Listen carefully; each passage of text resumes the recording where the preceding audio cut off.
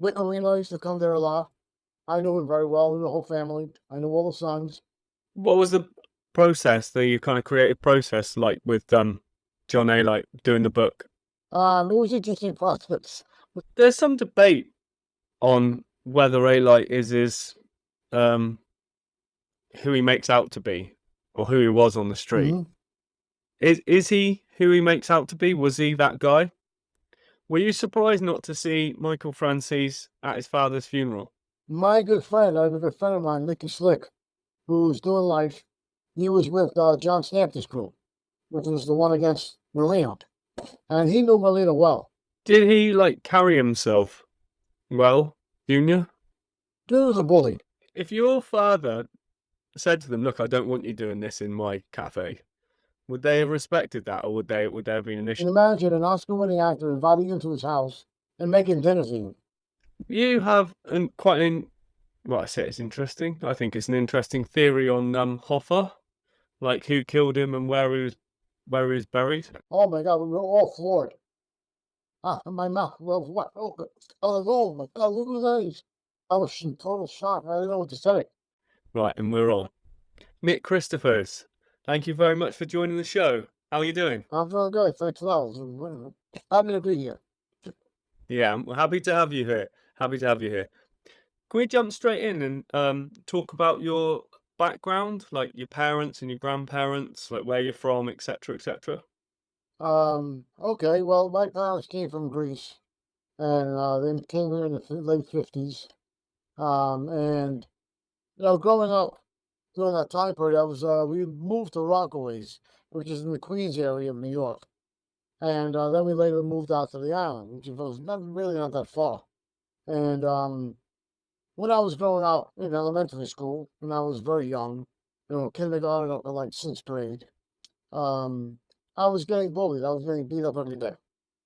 And because I wore glasses and, they called you Four Eyes and all that kind of stuff.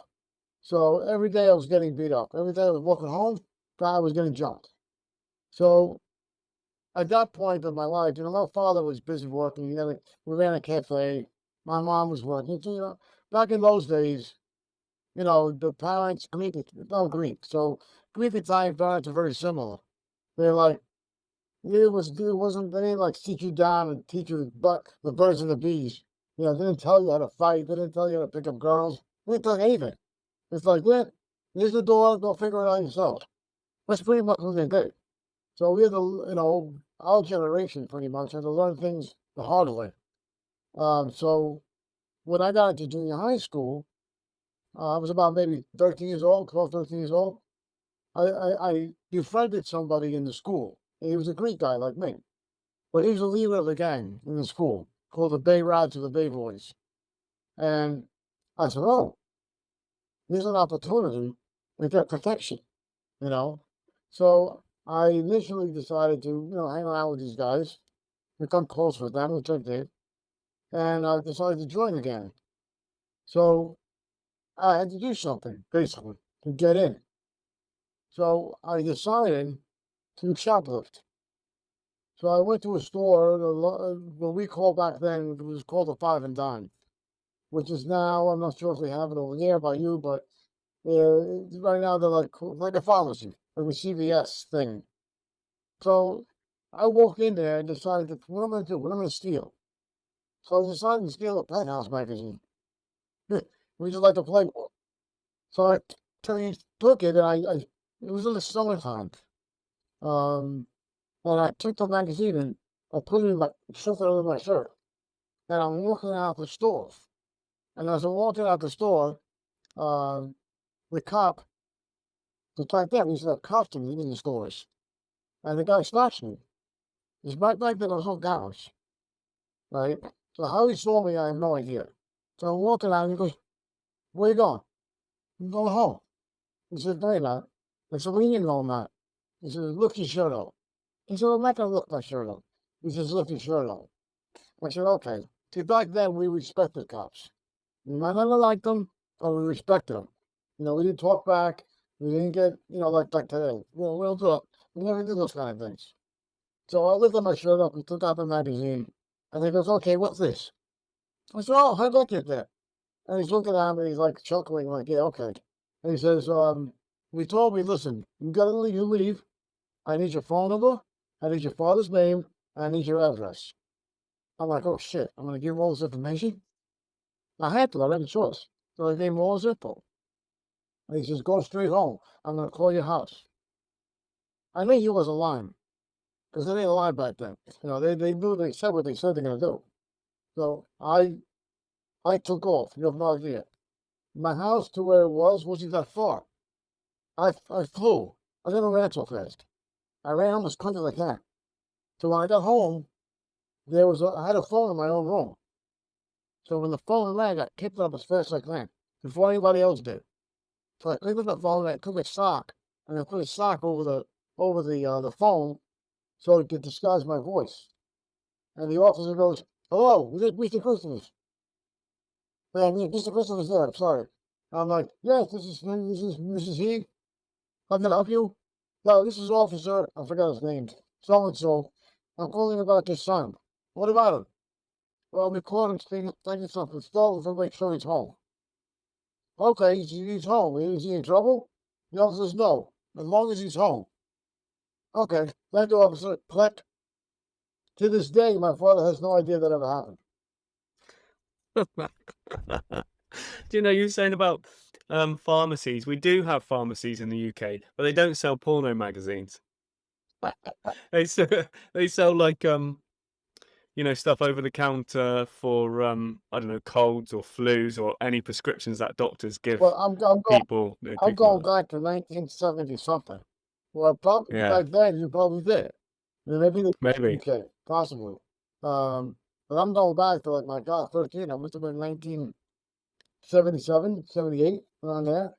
So that was my first taste of street life, hanging out with the gang, fighting with we used to fight with the black kids. There was a lot of racial tension back then.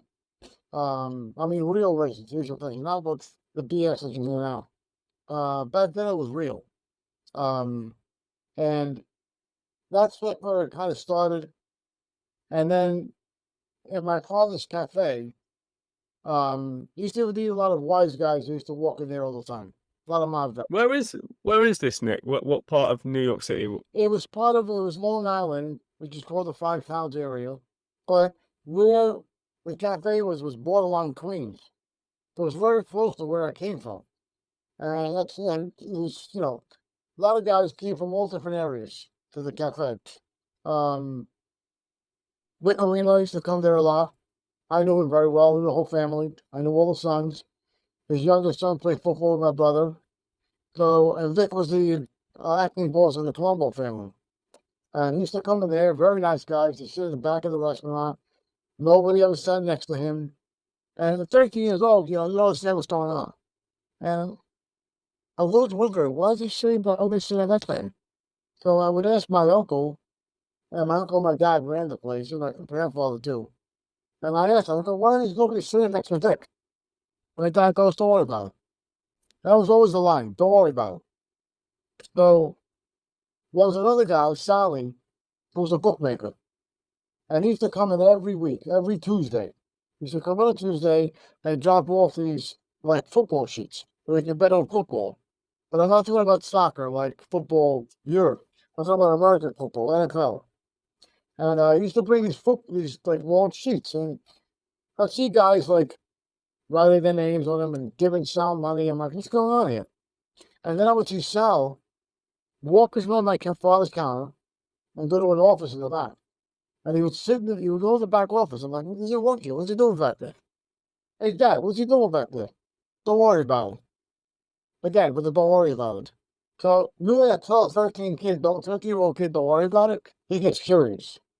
So, I'm watching him, and I'm realizing every time he leaves the restaurant, the cafe rather, he would leave an envelope on top of the register, where my grandfather was. So when nobody was watching, I grabbed the envelope once and I looked inside. It's loaded with freaking money. Load. And I'm seeing all these little kind of sheets that came from the laundry sheet, and now I'm putting two and two together.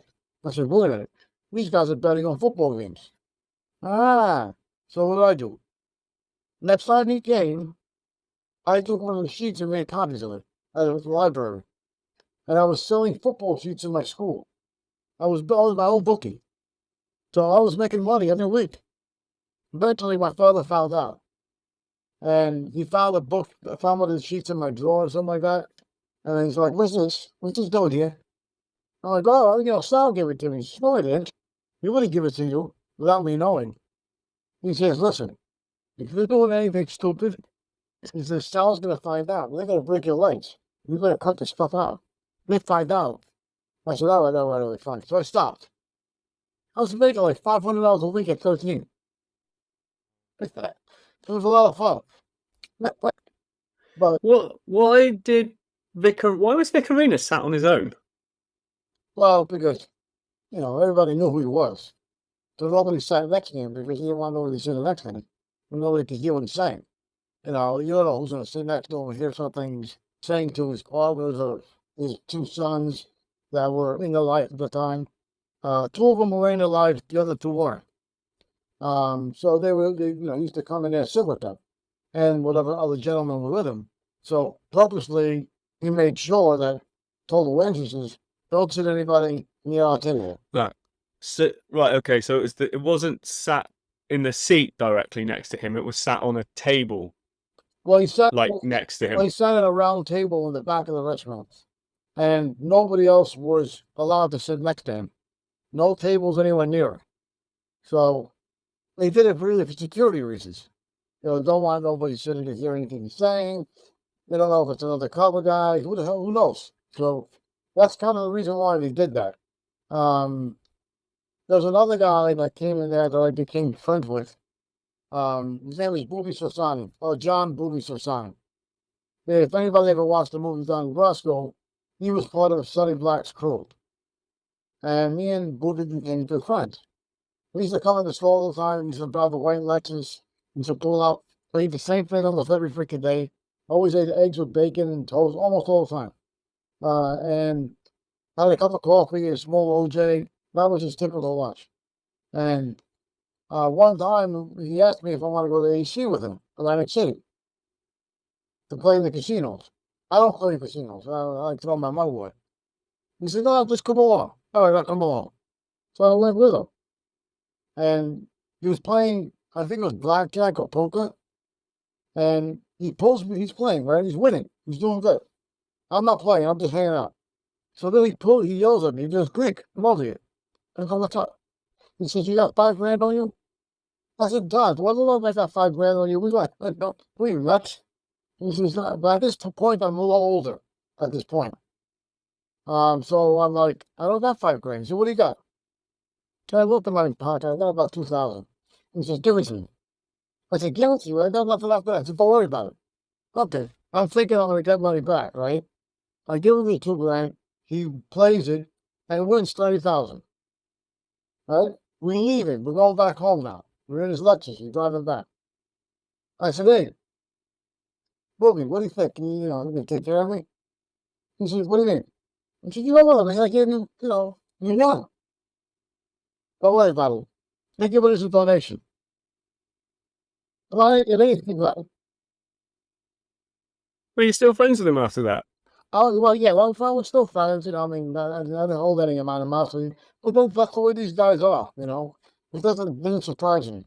We were still friends. He passed away maybe about, I don't know, maybe 10 years ago of cancer.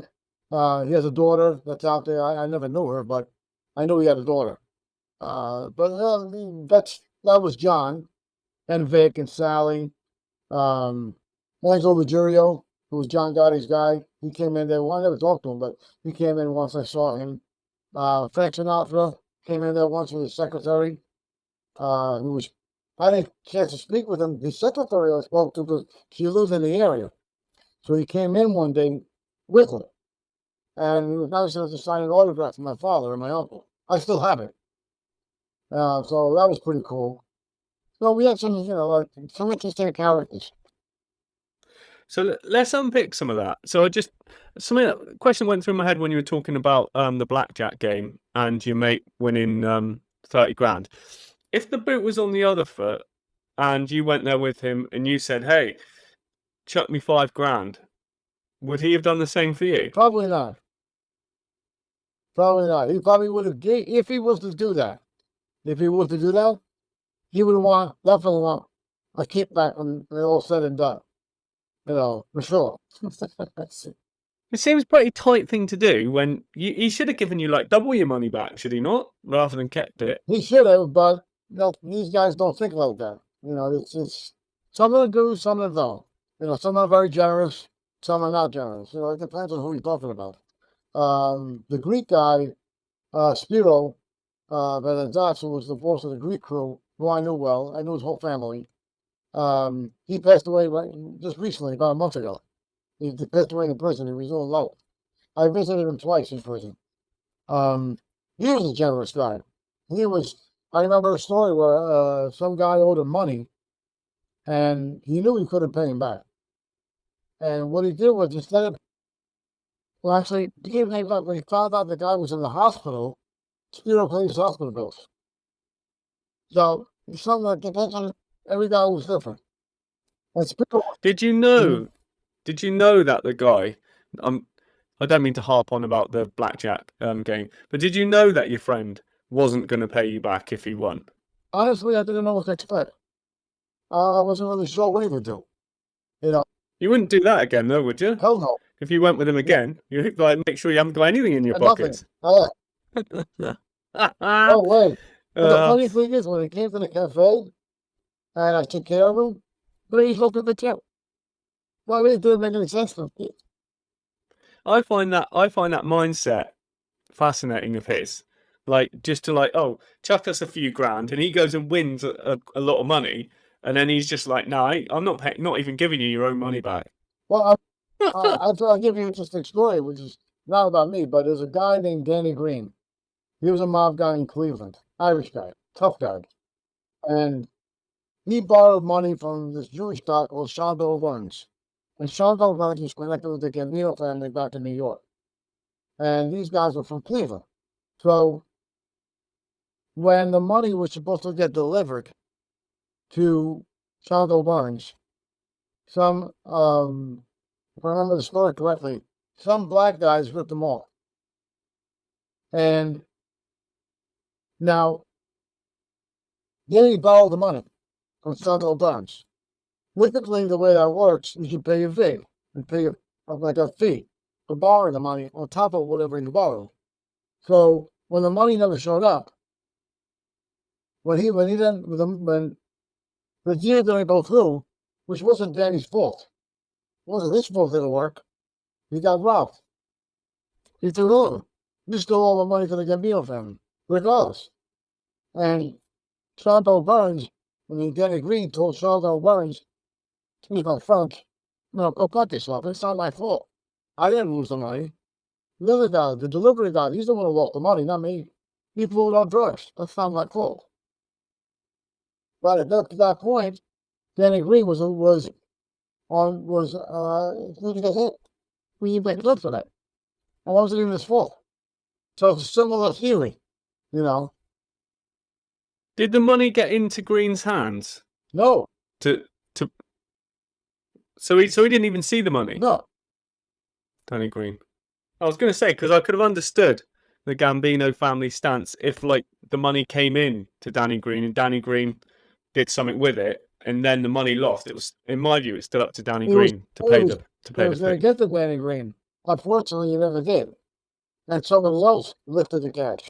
And somebody else got, they used the money. Money was supposed to come to him, but the guy used it for drugs instead. So that's not Danny Green's fault. But then again, in their mentality, you borrowed it, you're responsible for it, no matter what happens to it. It's like an oxymoron. So I suppose if we dig a little deeper into that, if it was Danny Green's guy that went and picked the money up and then went and squandered it, then I could see the Gambino's point of view. If it was one of the Gambino's guys who was taking it to Danny Green and went and squandered it, then it's not Danny Green's fault, is it? Yeah, but then I look at it like that. It's you're responsible. You borrow the money, you're responsible for it. Period. There was no, So it was there's one. no middle. It was one of the. It was one of the Gambino guys that dropped the money off to Green, was it? Something like that degree. Yes. Well, in that case, I feel sorry for Danny Green. Yeah, Shouldn't have had to pay the money for that. the thing of the story about Danny Green is amazing. And there was a great movie called To Kill the Irishman, which was about his Yes. life. Not the Irishman. That's stuff. No. To kill the Irishman, which was the Paul Sorvino was in it. My friend Vinny Vella was in it. What's his name? Oh my God, Mr. Black Christopher Walken. I forgot the name right now. Great actor too. He played Charles Furnace. Phenomenal actor. I can't recall his name right now, but it was Okay. very on point. Good movie. You know, Did Danny Green get assassinated? no, yes, yes. I'm sorry, yes. Because But there was a there was a movie I saw some years ago where the scary bad guy, I guess, from the Mafia came, and then was like hunting him, and then I think one of the last scenes of the movie is where Danny Green got into his right, car and the bloke yes, blew the car up. Oh, is that the same movie? Yeah, I thought it was. yeah. When he leaves the Yeah. Yeah, he leaves the doctor's office and he goes to, and the little kid is looking at him and he gives him something because he knew something's up. And yeah, he got killed in a car bomb. That's correct. That was a great Yeah, well, movie. That was really good. There's documentaries on as well, isn't there? somewhat. On Oh yeah, Danny there is a Green. documentary about him. Yes. Yeah. Correct. Yeah, cool. So let's go back to Vic Orena because he's obviously a notable name. So what was he? Excuse me. What was he like as a person? What was his personality like? Well, I mean, the Vic I knew was different than the Vic that people they not hear about. Vic was a nice guy. He was always a nice guy. The whole family was very nice. Very nice. Good to my father. They were always. I mean, the whole crew, all the brothers, all the sons were very nice guys. Friendly to me. They welcomed me into their home. One time, like I said, you can't. Most of these guys are very gentlemanly. Like you don't see their dark side unless you get on with their side, so to speak. Even John Gotti. Was a very nice guy, friendly to people. Help people, kiss. But then again, he loved the spotlight to begin with. Vic didn't like the spotlight. Um, Other guys like Sonny Franzese, for example, who was part of Vic, he was in Vic's same family, the Colombo family.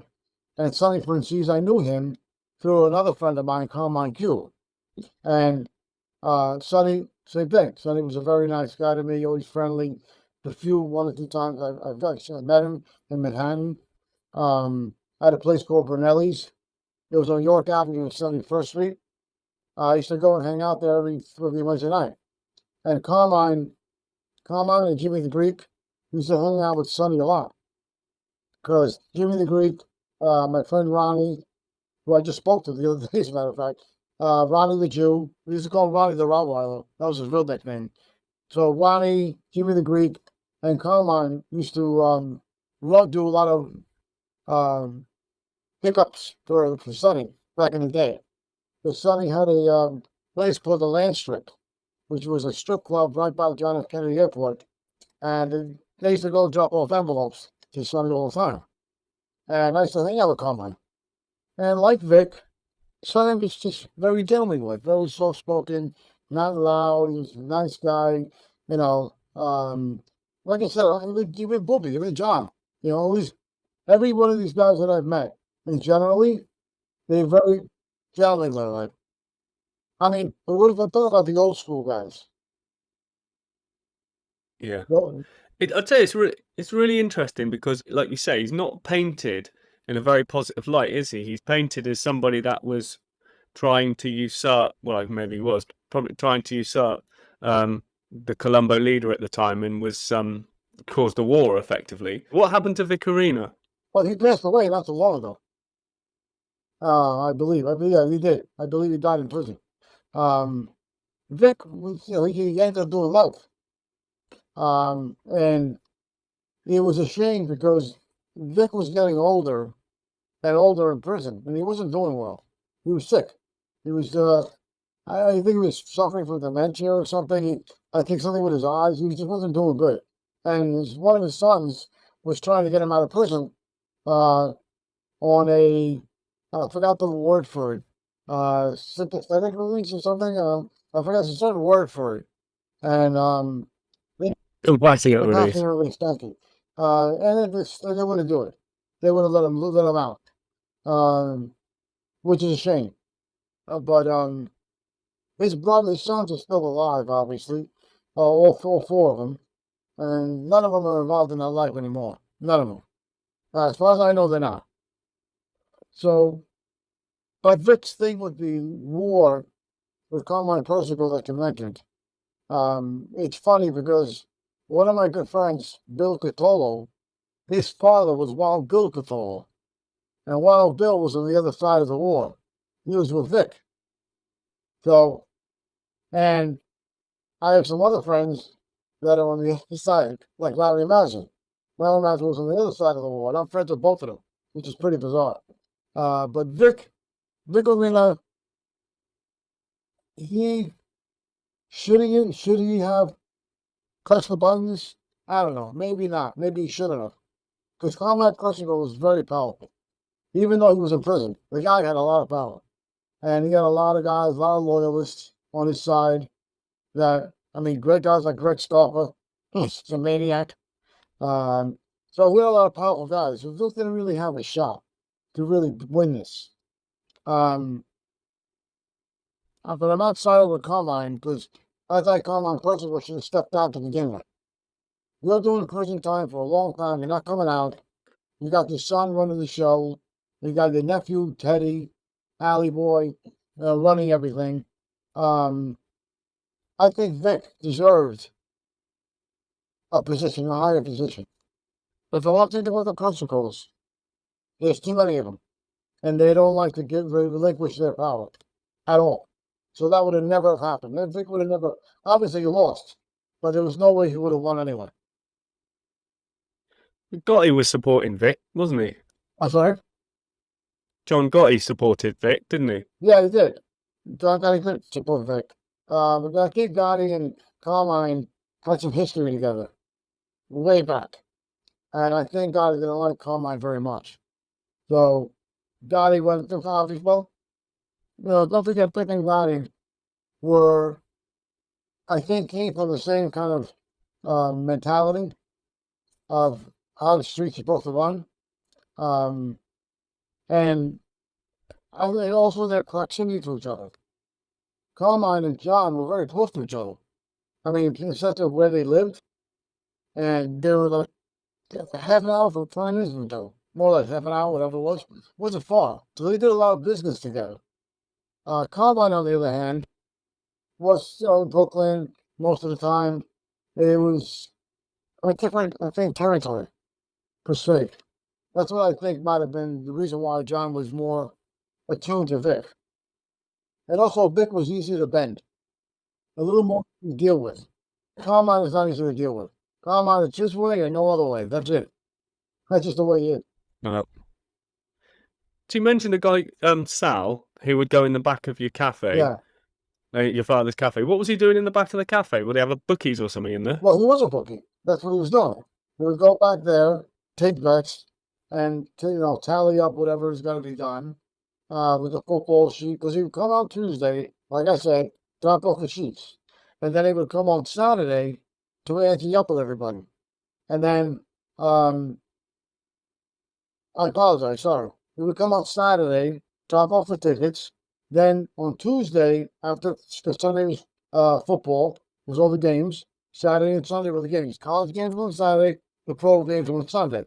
So he would drop them off Saturday morning, early in the morning, like 6, 7 in the morning. Drop them off, come back on Tuesday, and go in the back of the store. And that's where he would see, okay, this guy, this smart guy, he did it, whatever he had to do, whatever tallying up. Plus, he took horse bets as well. So the back, this guy was using your father's cafe as like a kind of storage place where he stored all of his paperwork for the bets. Is that right? Well, not so much that. I mean, my dad had an office in the back where my father and my uncle would do all their bookkeeping, whatever it is for the restaurant.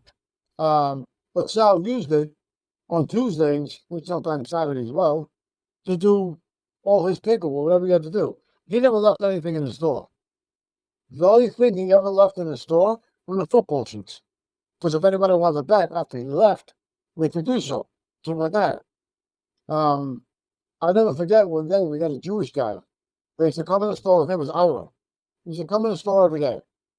And one time he's sitting at one of his tables, he's sitting at the same table all the time. And he put out he would bet like 50 football sheets at once. Thousands of dollars. He put all the sheets on top of the table, spread them all out. And looking at the newspaper, trying to decide what he's going to bet. My uncle got pissed. My uncle goes, "Are you out of your mind? You put all these things over here. Let's say the cops walk in. What do you think's going to happen? You lay everything out on the table. What are you, nuts?" I'll never forget that. That was too funny. It was right. I mean, yeah. Well, so what was the relationship between then your father and the Mafia? Because it's quite interesting that they're using, like, I say it's interesting, maybe it's commonplace, but that they're using a Greek cafe to do their kind of business. Oh, well, that had nothing to do with them at all. This is just, he let them. With actually back in those days, this was very normal. Like even the cops knew though. They didn't care. This was like in any cafe, any restaurant, whether it was Greek, Italian, Jewish, it didn't matter. It was very common. It was a very normal thing that nobody cared about because it was, I say it wasn't violent. It was betting. Who doesn't bet? Everybody bets. Firemen bet. We had cops betting those. We had lawyers betting. We had judges. Everybody's grandmother was betting. So it was nothing that was so much taboo unless you put it out in the open like this Jewish guy was. If you put it out there like that, you don't want to televise it. So it was done, secretly, so to speak. It was down low. People knew, people didn't care. If your father said to them, "Look, I don't want you doing this in my cafe," would they have respected that, or would there have been an issue They there? probably would have.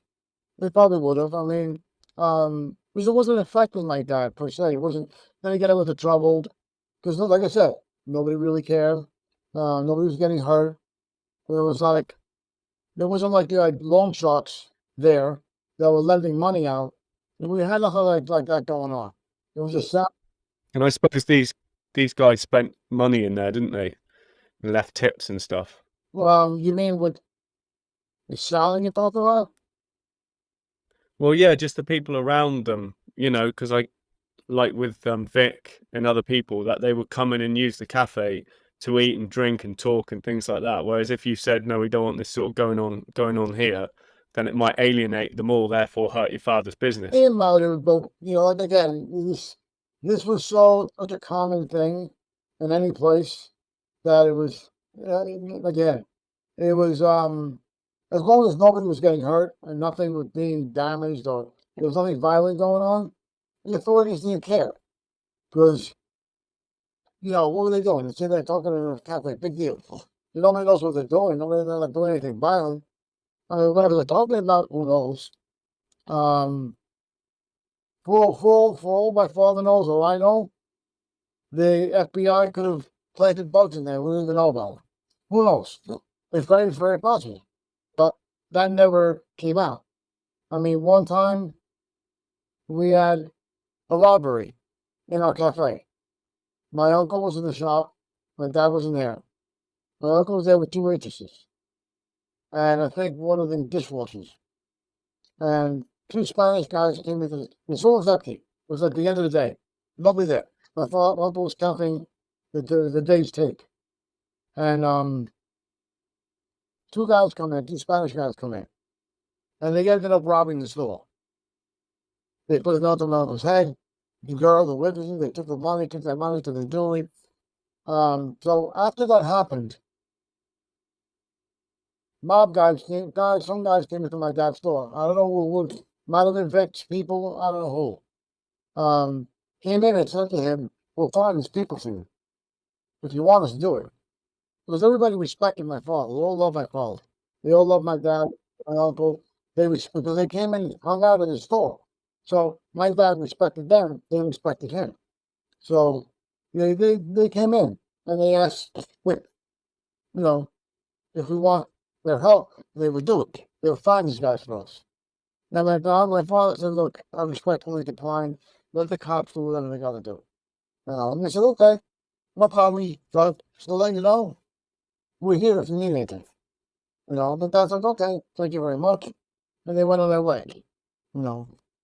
Well, I was going to ask, did your father call the cops? But you say he did. Why did your dad not want the mob going after these people? Well, because like the saying is, you do something, make yourself you, we're gonna want something from you later on. So my dad knew the rules. He knew what it is. So he didn't want them, because once you ask them for a favor, they want a favor back. And who knows what that could possibly be. So my dad's like, all due respect, thank you very much, but we'll go. Did he ever talk about these people to you? Did he ever try to warn you away from them? Not really, because he never thought that I would ever get that close to any of them. I don't think he ever imagined that. But I did, obviously. And if he knew, he probably would have told me to stay away from me. My family's never got involved in anything like that. Not my brother, not my uncles, nobody. Only one uncle of mine ever got mixed up with something like this.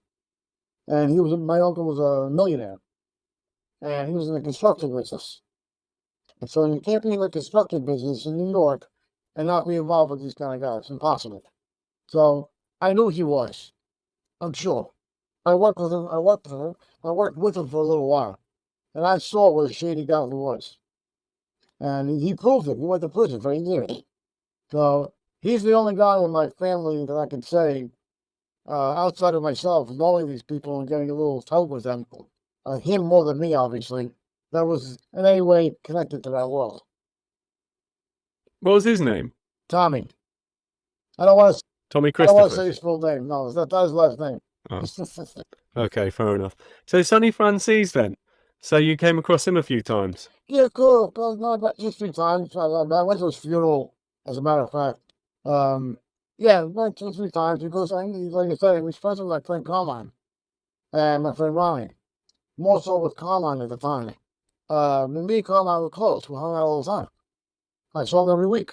Carmine. I wanted to go on and brought Sonny along. At that place, Brunelli's down in York's, on York Avenue and 21st. So I saw him there. That's where I used to see it, at Brunelli's. And if Carmine brought him with him, that's when we used to hang out. But like I said, he was very soft spoken, didn't talk a lot, wasn't loud, wasn't a big drinker or anything like that. Dressed classy, had a dress with to the nines. Very pleasant dresser. Was he? How compare him to like Michael Franzese? Because I guess you've seen him on YouTube, maybe outside of YouTube. What's is he similar to him? I was with Michael 2 years ago in Atlantic City. Much a nice guy. I could take or leave him, tell you the truth. I think he's too much of a manipulator.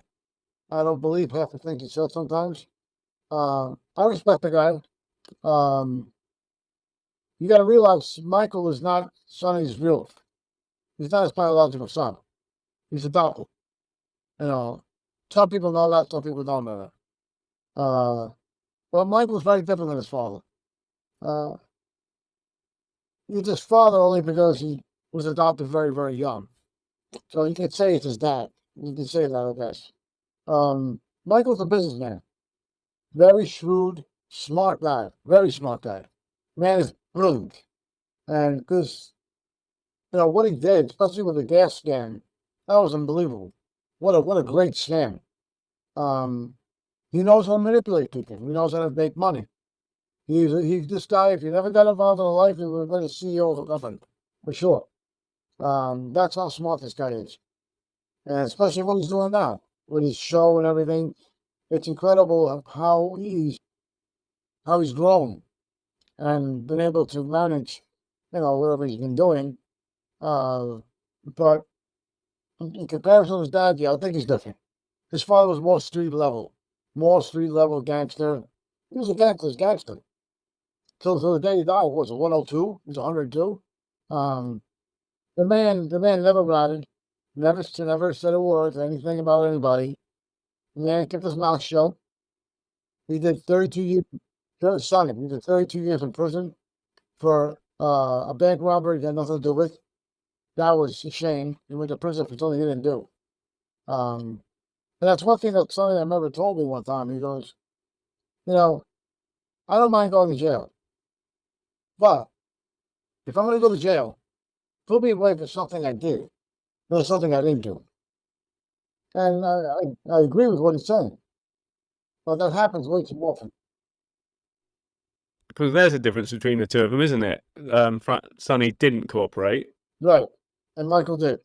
His son, and his brother John, whose Sonny's real biological son. But John was a burnout. He had problems. He wasn't well.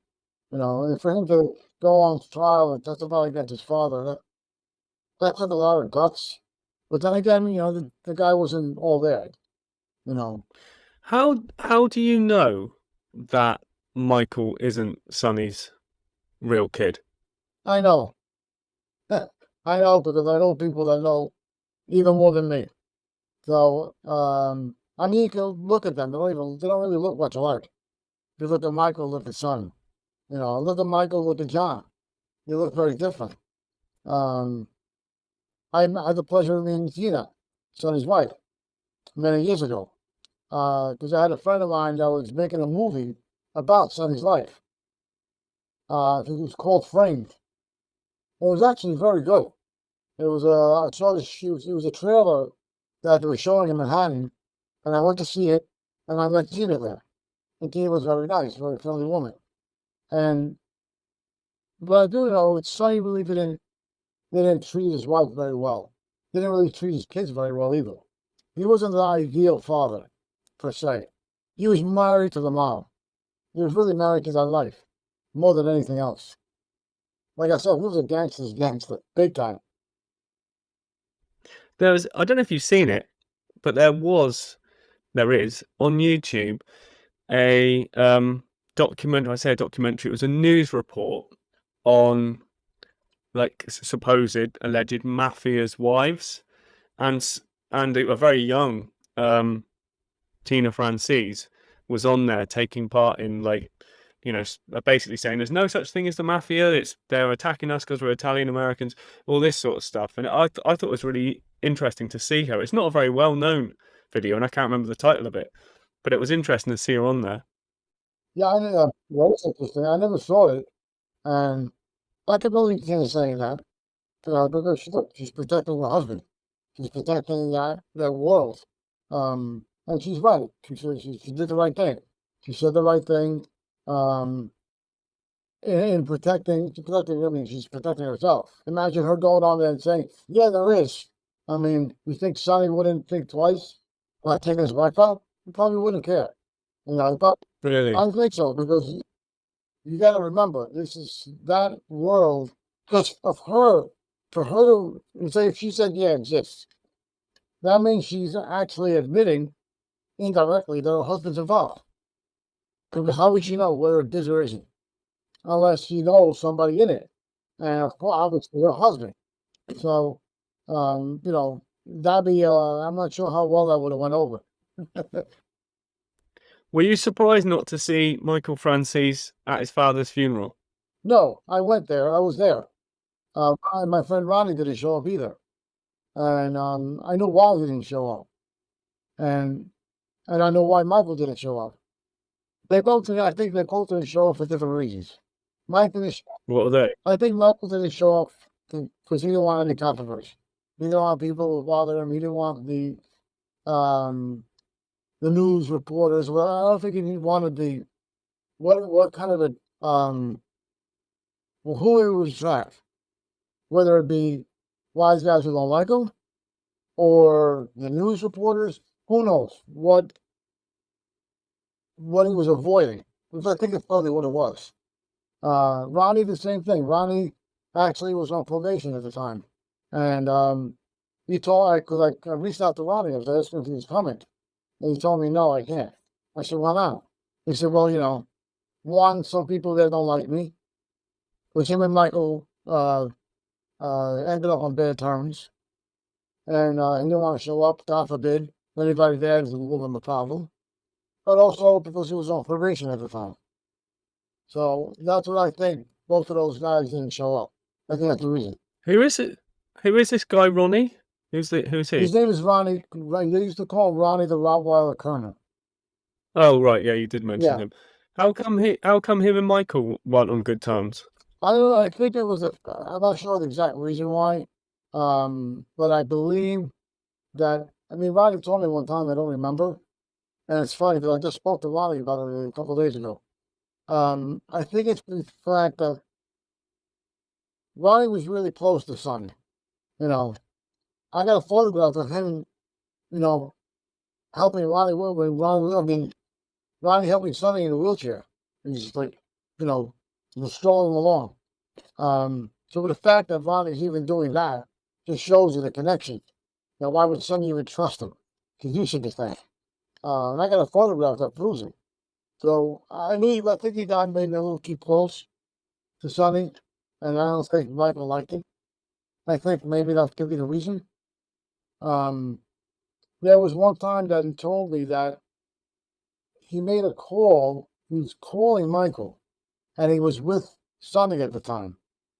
And Michael wouldn't call on the phone to talk to his dad. Which, when he finally told me that, I was like, "Are you serious?" He says, "Yeah, you wouldn't come on the phone." I thought that was a really bad move, like a cheap move. Why would you not want to talk to your dad? So that's that I could never there. There's something, there's tension. Obviously, there's something not right. Yeah, sounds like you're not too keen on Michael Franzese. Yeah, something. Now, it wasn't so much Ronnie. Ronnie didn't have really an issue with him. It's Michael. That's an issue with Ronnie. There's something. I never got too deep into it. I don't want to press the issue. So I kind of let it be. Do you think Michael does a good job on YouTube? Oh, I think he does a great job. I think social he tells some interesting stories. Again, I'm not for him or against him. I respect him. I respect what he does. Making people aware of certain things, and the fact he's trying to change his life, become a better person. That's a good thing. That's a great thing. So Ronnie, the same thing. Ronnie changed his life around. Johnny Alite, same situation. He redeemed himself. Does a lot of good things for a lot of good people. So I respect him for that, for those reasons. I still think he's better than Nicola, Michael, that is. I still think he knows how to play the game. Hasn't left him. Just before we get on to Johnny Alite, you said you met Sinatra. Well, Sinatra was in your father's cafe. Mm-hmm. How come he was there? He's sick. What, just for something to eat? Well, his secretary lived in that area. Okay. She lived there. She used to come to my dad's cafe all the time. And one day she came in with Frank. They were boarding the train. My dad's cafe was right next to the main train that goes to the city, which is called the Long Island Railroad. And all the customers would come from the train. And she came in one day with him. And I gotta tell you, thank God he came early. She came very early. It was like 7:30 or 7:30 in the morning. And oh my God, we were all floored. My mouth. Well, what? Oh my God, look at these. I was in total shock. I didn't know what to say. And my dad loves his music, loves Frank Sinatra's music, and my uncle. My grandfather was like, "Who's he?" And my grandfather's really old, he doesn't know. So he didn't stay there very long. They were in and out. They came in, they got their coffee. And the secretary, she pulled out a picture of Frank, and he's holding a little dog in his hand. Frank, writes my father's name and my uncle's name on it and signs it, and they gives him the picture. And my father's like, "Thank you very much. Don't worry about the coffee, it's on us." And Frank goes, "No, I'm going to pay for it." And my dad's like, "No, it's on us. No problem." So it was really quick. I wish he hung out longer. Probably would have got mobbed if he stayed in there for much longer. Yeah, because that time he came in there early, right before the rush. So he left just in time before the place got full. Yeah, he was some character, wasn't he, Sinatra? Well, that he was. So did you do okay at school, like academically? In the beginning, no. In the beginning, I was a bad boy. Uh, in junior high school, I got suspended like 5 times for fighting. I got arrested when I was 21. But in school, um, I was as you were saying about how good I was. I got inspired to write when I was in junior high school.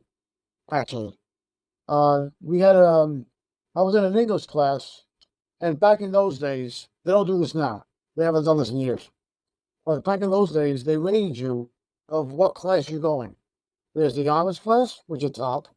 Then there's the average, the medium, whatever. Then there's the D class. That was me. I was at the bottom. So that's how I met all those hoodlums, because I was in the bottom class. So we had the black kids, the Spanish kids, and we had the Greek and Italians and the German and the Irish. We all sat separately. It's funny because the Greeks, the Italians, the Irish, and the Germans sat in one side of the room. The blacks on the other side of the room. Then the Spanish on the other side of the room. And nobody sat next to each other. It was crazy. It was really funny. And nobody interacted with each other. And the teachers really, and the teacher and the superintendent, there was a principal and assistant principal, the AP, Mr. Brennan. I still remember his name. He used to purposely separate us so there's no fights. We didn't want any trouble, so he purposely separated everybody. And usually the gang that I was part of was all the guys I was sitting with. All those crazy guys. We had one guy, his name was Carl Kirsten. This guy you have to tell you how nuts he was. He used to come right before we had Passover and Christmas break. He used to walk around the school with a German helmet with a Nazi sign on it. He used to walk around the school. He was crazy. He was completely nuts. But during that time, we had to read a book. It was called The Outsiders. I don't know if you know about it. Written by S.C. Hinton. Great book. Phenomenal book. Great movie as well. And that book, when I read it, was about a den. It was about a street den, basically. And the character in the book, his name is Pony Boy. I felt very much attracted to that character. Like he was me. Because he was a writer. Pony Boy, he liked to write. He liked to dream, liked to see sunsets, all that kind of stuff. And that was sort of like me in a way. And I felt attached to that character. And how he was in a gang, he really wanted to be, but he was, because that's the way it was back in those days, and all that kind of thing. It's sort of like where I was growing up in. And that's what made me to start writing. And start writing on that subject area. And then with the mix of seeing guys in my dad's store and reading this book, it started me on this path of writing about that type of life. So when you finished school, I take it you didn't just jump straight into being an author. Did you have a job? Well, What did you I was do? managing my dad's restaurant, cafe. That's what I was doing. After I got into X amount of trouble, I straightened my life out pretty much. And I went to university and I went to school in Manhattan. I was an art major because I was a painter. And so I did painting and writing. So I studied both painting and writing. Then after that, I didn't do that for a living, unfortunately, but I was always writing poetry. I actually started a band. I played in a band, wrote my own songs. So I was always doing some type of writing, whether it was poetry, whether it was lyrics, writing stories down, but I didn't really get professionally writing until like 1993, when I really started getting published works. What was your first published works? And I was writing for a Greek paper, actually. I was doing interviews. I've been doing interviews with people for years now. That was my specialty, human interest stories, interviewing people in the entertainment business, sports, whatever. Almost everything and anything. Who was the most interesting person you interviewed? The most important, that's a good question. Wow. I would say Armand Assante. Armand Assante. Yeah. Played Gotti in the HBO version of Gotti. That what was he like to Armand's interview? actually a friend of mine. I had the pleasure of being at his house twice for dinner. Very nice guy. As a matter of fact, I just texted him yesterday. Me and him have been friends for a while now. Very phenomenal guy. I've met many actors in my time. Many. And this guy's an Oscar-winning actor. And he's the most humblest man I've ever met. And I mean, imagine an Oscar-winning actor inviting you to his house and making dinner for you. How often does that happen? Is he a good cook? Yeah, he's very good, matter of fact. He's a really nice, he was just in the UK. He was just filming in the UK. Really? Yeah, about a month or so ago. He just came back just yesterday, matter of fact. He was in UK, he was in Germany, England, Croatia, Greece, and Turkey, just recently. Oh, done the tours of Europe then. Well, he films most of his filming is done in Europe. He hardly films here. But to answer your question, he was a very nice guy, very humble, phenomenal actor, one of the best of our time that I think is underrated here in America. I've always enjoyed being in his company. Very nice guy, very well spoken, very smart man, brilliant. The way he speaks, forget about it. He's got major intellect, incredible. What were you interviewing him about? I was interviewing him about his work. I interviewed him more than once. I interviewed at his home.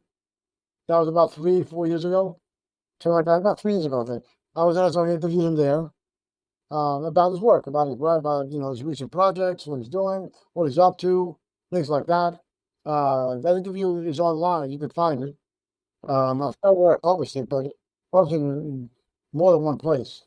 But I interviewed him again one other time via email. I sent him, Q&A. So yeah, I interviewed him more than once. So how did you come across John Alite then to do a book with him? Well, my friend Eddie, he runs a blog called Close News. And it's a pretty really informative blog that talks about, things that are current in their life, here in, world, all over the world. So Eddie contacted me one time, and he told me, listen, this guy Johnny A wants to talk to you. I said, I know who Johnny A is. I met Johnny A years and years ago. He probably doesn't remember me, but because we knew the same people. He knew Vic Orena. He knew Angelo, of course. So we knew a lot of the same people growing up. And Spiro, you know who he was. So we set up a meeting one time, me, him, and Eddie. And I went to see him. And we had a good conversation. Very nice guy. We hit it off. Even though he didn't remember that he met me years ago. But nevertheless, when I mentioned a couple of names to him, he said, wait a minute. You know him, and we never met? I'm like, we didn't meet. You don't remember. So it was a pretty good meeting. And from then, we decided to write a book together called Prison Rules, which is about how to survive in prison. It's got nothing to do with John Gotti. Regardless of what John Jr. wants to scream and yell about, it's got nothing to do with him. Well, there's a little bit about him in there. Like, the book's not about him at all.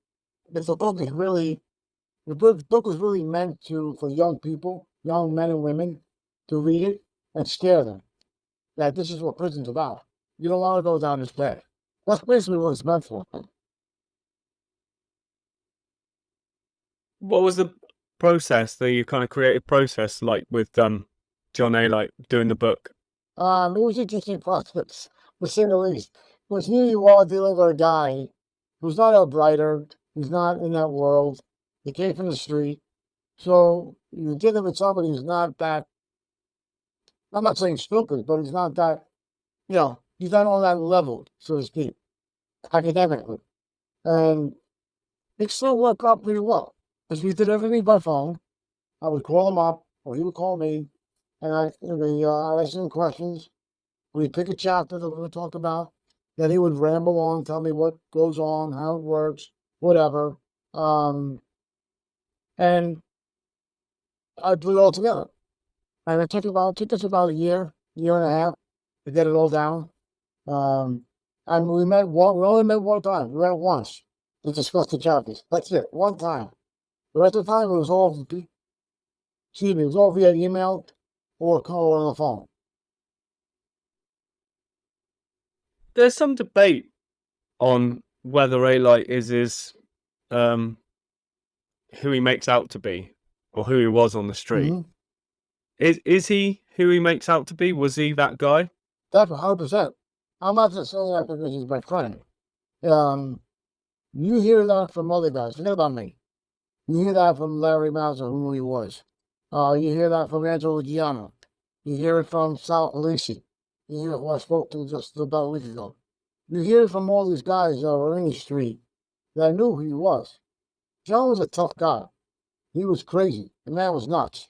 The man was extremely strong, extremely tough. Ronnie One-Arm Tuccio, who was a Gambino captain, he said it during a trial that Johnny A is who he is. He's a tough guy. He killed some guys that I had him go out and take care of. He took care of them. But here's the Gambino captain admitting it in court that he is who he is. So, I mean, you see pictures of him hanging out with John Jr. I mean, they went to a wedding together. I mean, you see pictures of them. There's nothing to, John's not always a liar. He's got photographs that prove it. So, he's definitely the real thing. Or was the real thing. Was the real thing. Gotti Jr., just before we speak about Gotti Jr., you said, didn't you, that you came across him, or you saw him on the street at one time, didn't you? Well, Once or John twice. Jr. used to go to a lot of nightclubs I used to go to back in the day. And like clubs like Channel 80, Patty McGee's, 231s, those clubs were very popular back in the 80s. And there was one club that went to Channel 80, and John Jr. used to dock his boat, because it was around the water. And he would dock his boat and come into the club. I've seen him there from a distance a few times. I don't want to talk to him, but I've seen him from a distance. And one of the guys he was with was this kid Sammy the Greek. And I remember Sammy came over to the bar, he saw me, and he knew who I was. And he said to me, he says, "Oh, John, what's about you guys' drink? Because, you're friends of mine." I'm like, "Oh, I'm like, that's cool, thank you very much. No need, but okay." I really didn't want to say no, I mean, yes, but it was what it was. But I know, like I said, I never had any interaction with John Jr. But like I said, I did see him. Because we went to the same places. And there was another guy that was with John, I think, a couple of times. His name was Hunter. I'm not going to say his last name because Hunter's still alive. And I don't know if he's active anymore, but I don't think he is. But him and his dad used to come to my dad's cafe all the time. All the time. It's a douchebag. And Hunter was a tough son of a bitch. And I knew Hunter did some business with Johnny A. and John Jr. And Hunter used to then go to the same places we used to go to. And Hunter, I would see Hunter talking to John Jr. every now and then. And I knew Hunter well. So, like I said, I don't like to lie to him, but I would see him. Did he, carry himself well, Junior? Dude was a bully. You don't like everybody knows he's there. The last thing he needed was a spotlight on his head. I mean, he was like his dad. Very similar. Here I am. I'm a Gotti. Do this for me, do that for me. He would bully guys. I see him. I mean, one time he beat some guy outside of the club. But, oh, that was something stupid. Beat him up in the parking lot. It was just dumb, him and his friends. You know, those kind of things you just don't do. You know, it just makes you look bad. There's, wise guys, the old school wise guys that I mentioned to you, they didn't go around and beat somebody at a club or a bar. They didn't do that because it drew attention. You don't want to do that. I was a victim of that, as a matter of fact, one time. I was at a restaurant in Howard Beach, which is John Gotti territory. But this was after John Sr. died, many years out. And I was at the bar, but this restaurant, was a lot of wise guys go there to eat. So usually a place like that is, what's the word I'm looking for here? It's a place that nothing should be happening there. No shootings, no fouls, no nothing. It's a place that is, we don't do anything stupid there. Those wise guys go there to eat. So it's called Lenny's Clam Bar. That's the name of the place. Well, I was there with another guy, this guy Frank, and Frank was the guy that ran that magazine that I was the editor for 7 years. And we're sitting at the bar, and this guy is looking at us. I never seen this guy before in my life. And he comes over to us, and he starts telling me and him, "Oh, I love you guys. You got a great magazine." He's hugging us. He's kissing us. And I'm like, what the hell's this guy doing? I don't know what was going on. So then, after he does all those nice pleasantries, he all of a sudden changes. And he starts frisking Frank. And he takes his cell phone. After he takes his cell phone, the woman next to him takes the phone back from this guy. And tells the guy, "Steve, what are you doing?" So now we know the guy's name is Steve. Then he comes over and frisks me.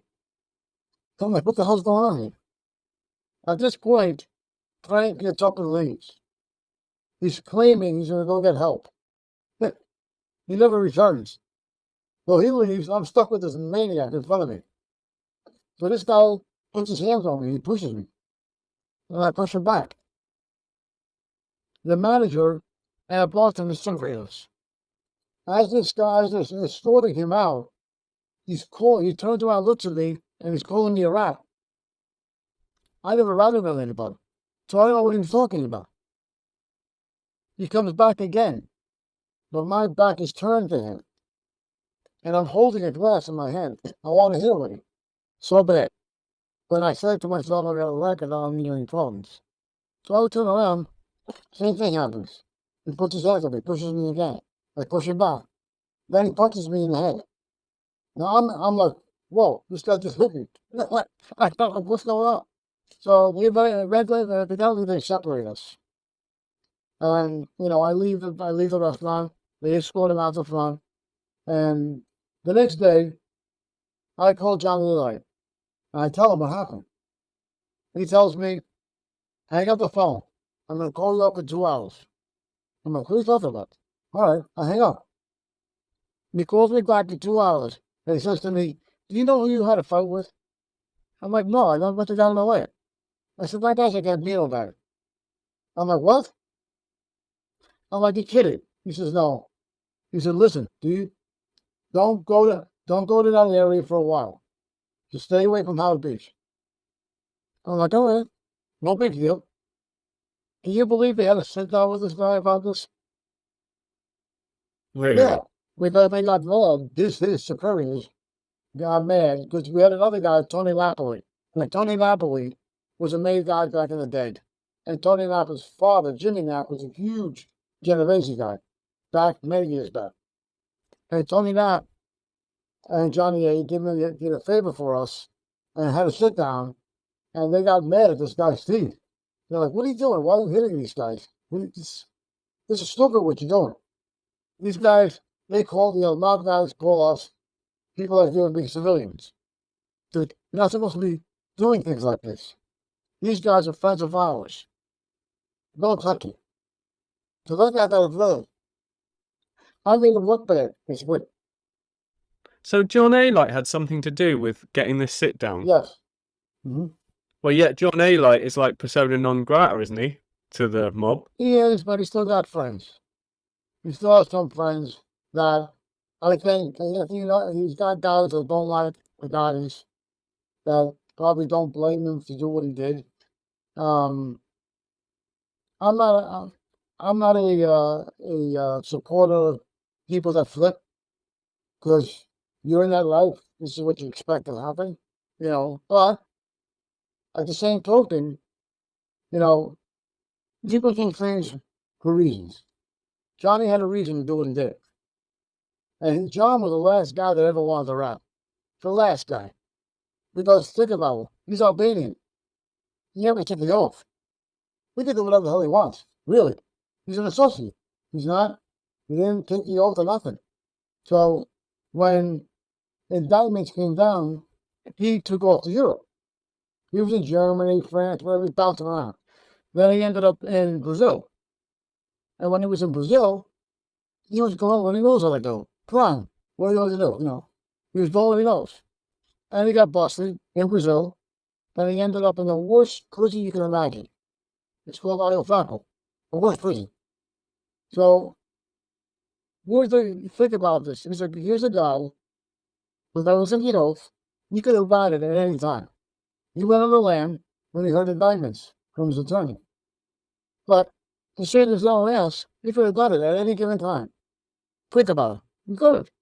But he ended up in the worst prison in Brazil. The state took his mouth shut. But when he got extradited from the United States, they ended up in Florida. The FBI, the feds, whoever, showed him a stack like this thick of guys writing on him while he was away. His brother-in-law, his cousin, his other Gambino guys, whatever, over 30, 40 guys were writing on him. So even John Jr. So John Jr. shot with the government. It's called profit. You profit. You sell with the government. In my life, once you sit down with the government, you're alive. There is no way of cutting it. You sat down with the government. That's it. And John Eli didn't do it yet. So if you were him, you sit there in a prison in Florida with these feds showing you all these documents and these guys going their name everywhere. John did this, John did that. And the guy was telling him, well, what we got here, he can serve keyboard tones. What do you want to do? What do you think he's going to do? I mean, he said, why should I take the fall for all these idiots that are writing me out? Well, people don't know his story. People think, they hear things without getting. I always tell people, do your due diligence before you start pointing fingers. Yeah, he led like one hell of a life, isn't he, that guy? Oh, yeah. Like, really crazy. And what was the last name of the guy in the restaurant who attacked you? Steve? Steve, I was told his name is Steve Buscemi. Steve Buscemi. Yeah. Interesting. You say you've got a record. What did you do? I was arrested when I was 21 for assault. I was beating a guy in the parking lot. Yeah. You didn't want to go through that again? No. I mean, shooting in the cell, that was my turning point, really. That's when I kind of like said, this is not for me. I was sitting there and by myself. I was putting the show by myself. It was first here at a playpen, not playpen, but a bullpen rather. It's with a bunch of guys, and they moved you. So I was moved to a single cell, and there was a black guy next to me in the other cell. And he's like, what are you doing, bro? I was like, what are you doing? I'm sitting here, what am I doing? And he goes, how old are you? I told him, I said, I'm 21. He says, you know what? He says, bro, make sure you walk out of here. This is not a life for you. You're in college, right? I'm like, yeah. He says, get your life together. Don't do this. Don't be like me. I said, what do you mean? How long you been? He says, I've been here for 10 years. They're going to be sending me out to a major penitentiary. I said, what'd you do? I asked him, what did you do? I said, it's not like none of your business what I did. It's irrelevant what I did. I bet this last time, the desk sergeant comes to my cell, and he bangs on my cell. He goes, "Hey, kid, get over here." I go, "What's up?" He says, "You made, somebody posted bail for you." I said, "Who posted bail?" He said, "Your father."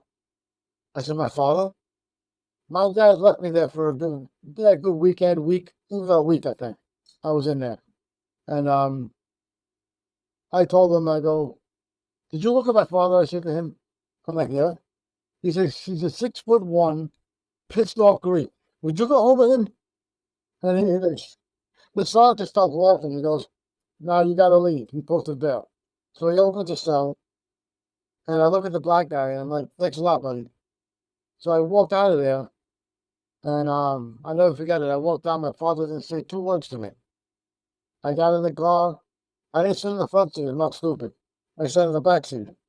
So he didn't say anything to me, which is the worst. He did the silent treatment. He said nothing. And when I got home, my dad didn't lay a finger on me. My mother beat me up instead. Both that changed everything for me. That one incident. Smartened you up. Yeah, pretty much. Good on you. When you wrote this book with Alite, did like Gotti and his little clan of people, did you come under their wrath? Did you get bullshit from Oh them? yeah. This one kid, Chris, I forgot his last name. This guy Chris something Bird, I think something. He was bothering me all the time. He was sending me a letter of cease and desist. Stopping on the ball. I got text messages, like text messages like that. Not I'm sorry. I got emails. I got hit up on Facebook, I believe, if I remember correctly, Twitter. Why are you doing this book? This guy's a rat. He's no good. Don't believe anything he says. And I don't know. Excuse my French, but I told everyone we got football.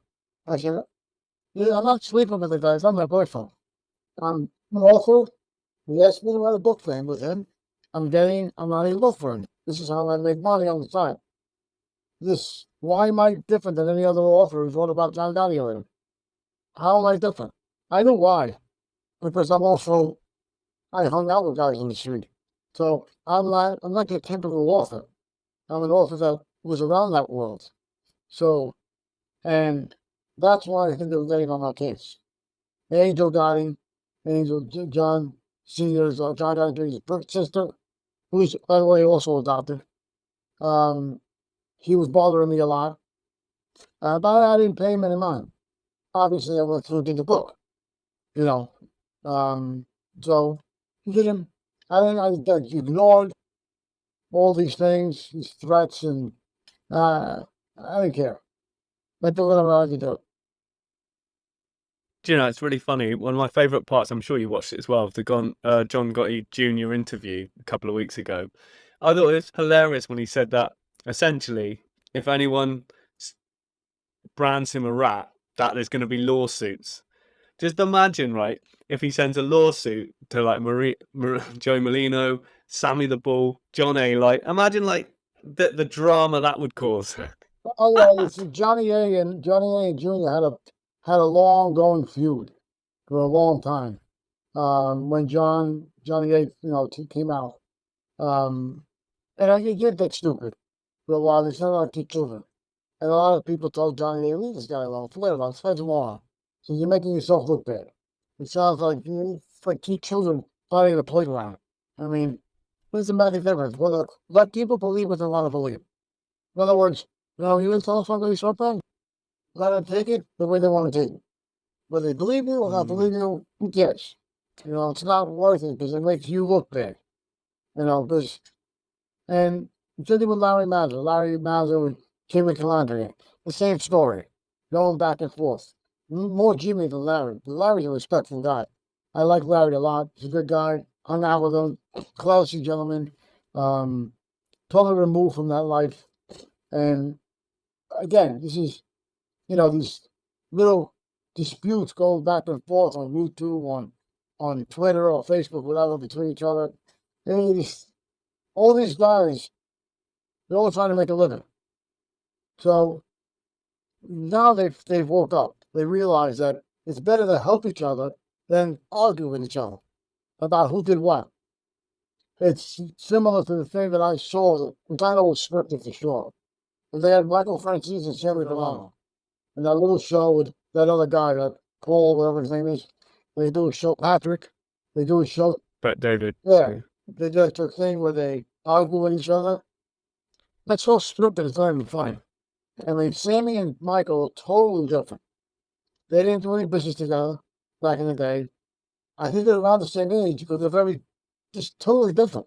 I don't think either one of them in any business together or know each other's real, what one guy did or what the other guy did, in their life. Sammy was a bruiser, tough guy, I was the boss of the Gotti family. Michael Franzese was a businessman, a con man, a king con man, one of the best. Their things that they really mixed. So that thing was like I think it was just trying to get views. Well, it wouldn't surprise me. What did you think of the John Gotti Jr. interview if you watched it? I didn't watch it, and I wouldn't really care to watch it because I don't believe anything he says. Because guys like him, instead of taking, like Johnny A, for example, Johnny A redeemed himself, right? You want to do something better. Trying to help kids, trying to do the right thing, going to school, talking to kids, get off the street, don't do bad things.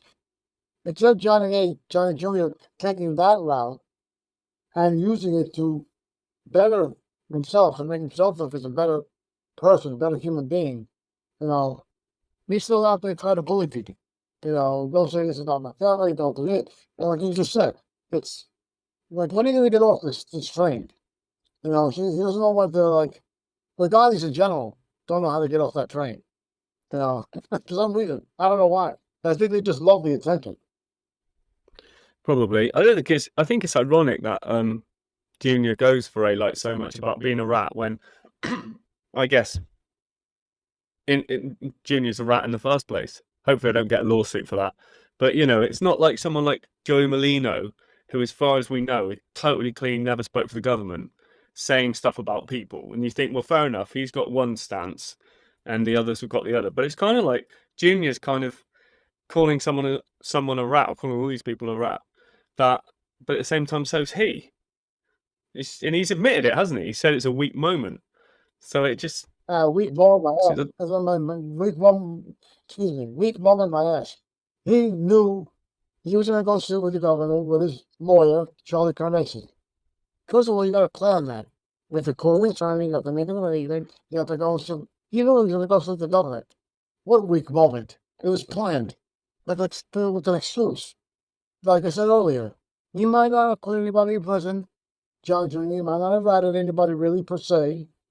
But, like you said earlier, going back to the old days, when you sit with the government, you sit with a cop, you sit with an FBI, doesn't make it out there if you're talking about ice cream. You're sitting with them. Once you sit with them and you proper question that, you're right, you're right. There's no other way to cut it. But the thing is, it can hurt other people because the information that you give to the government, the government can then follow leads, can't they? Which then can result in arrests and convictions. They can, depending on what is given. I mean, I don't think John Jr. gave them way too much, or he might have. I'm not sure exactly what it was. I don't remember. I read it one time. I just don't recall. I read it a long time ago. It's actually Gotti's Rules books. Johnny Life's first book, Gotti's Rule, Enjoyed Devastation, great book. The plot for it is in there. Because it's public domain. Anybody can get it. And it's in there, it's in the book. So I don't remember everything that was in it, but John Jr., it's great. Granted, he didn't testify in court. No, he didn't do anything like that. No, he didn't. But, like we said, once you sit with the government, you got it. That's it. Joey Merlino, Joey, he's a bizarre situation. I don't understand him. Here's a guy who some people say he's still the boss, who's still active. The John figures, I think it's Joey Gambino who's the boss now in Philly. But regardless of the fact, why are you doing the show? He never testified. He doesn't have any kind of a what's the word, immunity, as far as I know. And here he is talking about people on the other show. This is like an unheard of, because he's technically, nobody really, I mean, I don't know for sure if he's active or not. Because if he's not active, did he get shelved? You don't know that. I don't know whether he was or wasn't. But even if he got shelved, that means you're still technically active, technically. So you're not free of that life. You can't walk away from that life. You say, okay, I'm leaving, I'm doing my own show now. It doesn't work like that. So it's still, I'm still figuring, I'm not, it puzzles me how he's doing the show and talking about people. Is there the deterrent in 2023, 2024 for Merlino not to do what he wants? Like years ago, obviously, back in, your day, he would have been taken care of, wouldn't he, almost instantly? Oh, yeah. But is there the deterrent nowadays? Is there anyone to do that? Well, I think nowadays, you don't hear about the mob in media really anymore. You don't hear about shootouts. You don't hear about, oh, we found a guy in the river. It's not like that anymore. It's very rare. In Canada, yeah, Canada, they whack each other all the time. They're crazy up there. Because they're mostly Sicilians. They're not really Canadian born. Most of the crew in Canada, Montreal, the Rizzuto clan, the Portuno, I think it's pronounced, up there, they're mostly Sicilian. And those guys are lost, they don't care. But in America, I think after the Gotti thing, after Gotti went to trial, and that whole thing happened, a lot of the social clubs are closed. Very few around right now, very few. And they purposely went underground. You don't hear really much anything anymore. Every now and then you hear maybe a gambling, they got busted for gambling, or online gambling, or sports betting, which happened a couple of years ago, right in my area, as a matter of fact. The Pepitone brothers, they were running a gambling club out of a soccer shop. So things like that you'll hear about. But guys getting what? They're not gonna bother with that anymore. They may do, but they may do so secretly that you never hear about it. These contracts, I think after the Gotti thing and everything, and how it brought the mob to the forefront, too much, way too much. I think they put in a rule that we're not gonna go watch guys every weekend or every month anymore.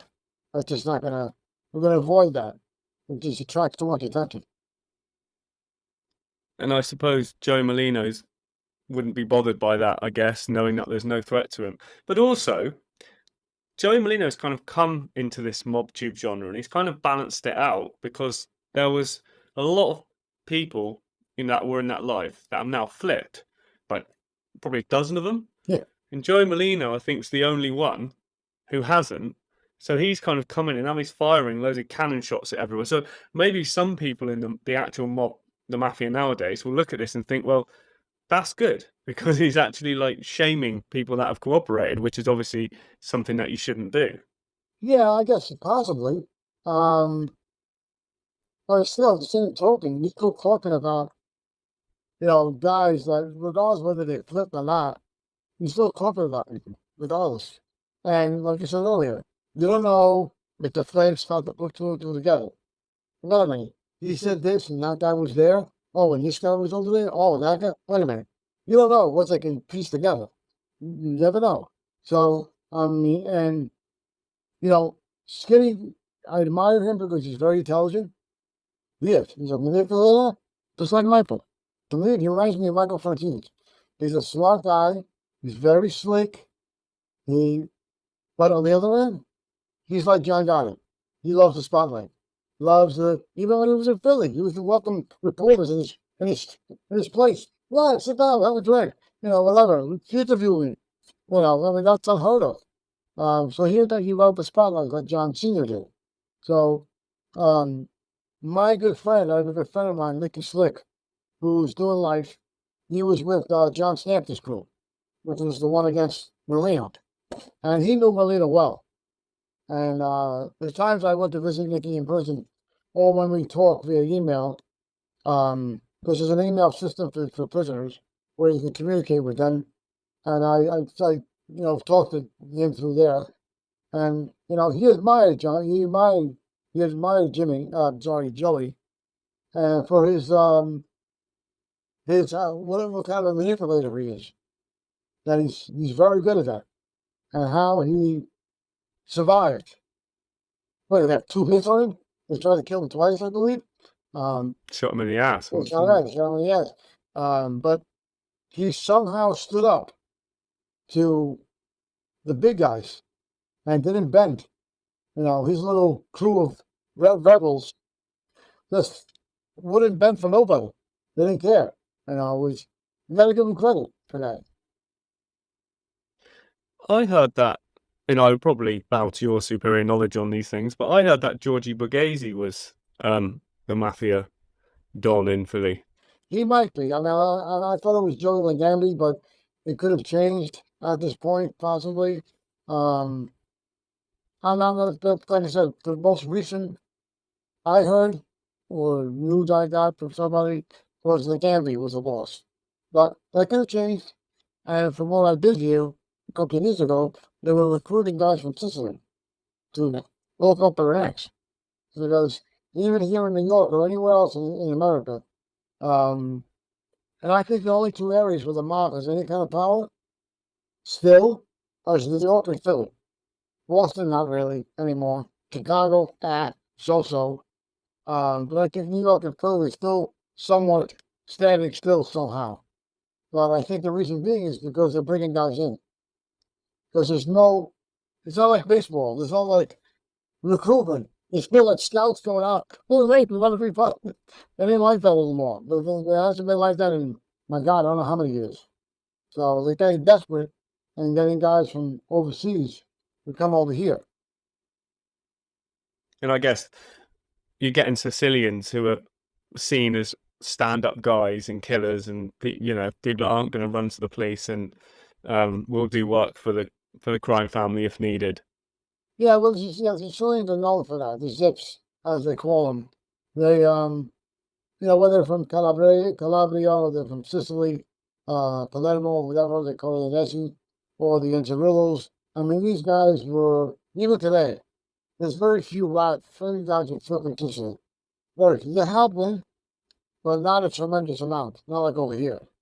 So they're pretty faithful to the oath or to the law. They don't, they're not known to run to, like you said, run to the authorities or spill their beans. I mean, the last big guy was back in the late 80s, early 90s, Tommaso Muschetta, who broke down Orena and all them. The Nazi trial, which is like 450 mob guys were arrested.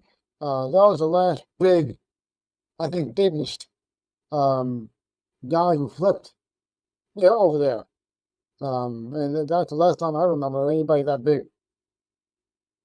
Yeah, because they're like heavily into the police, aren't they? Into the government, into local government. They will kill people's families, kill law enforcement. They're kind of like much more savage-like, aren't they, than the American law? Yeah, well, the American mob, I think it's because over here, just like you go back to Luciano days, when Dutch Schultz wanted to kill Thomas Dewey, and they told him, and they all talked about him. Him, Lucky, Maya, Lansky, not Bugsy, Vito Genovese, Frank Costello, and they all said, we can't kill him. Regardless of what this crazy Jewish guy wants to do. We're not going to kill Dewey. He's not going to bring too much heat. And people don't think over here the law is a little more concentrated. They're a lot more organized and a lot more determined to bring down mob guys or criminals in general. It's a different mentality than over there. Over there, now they're a lot more stricter. I mean, after I think after the killings of Giovanni Falcone and Borsellino, I think the whole government got a little more serious about taking down the mob.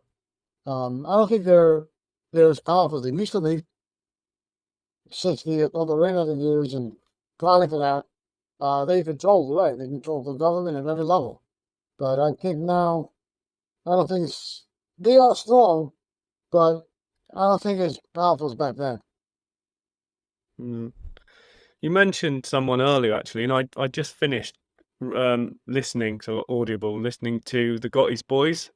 And funny enough, my next one that I'm listening to now is on the fourth family, the Rizzuto family. But you mentioned that you saw Quack Quack out and about. What can you expand on that a little bit, please? Well, like I said, he came to my dad's cafe one time. I recognized his face because I saw it in the paper. So I recognized him. I was the only one to recognize him. Nobody else put that time. They don't know who he is.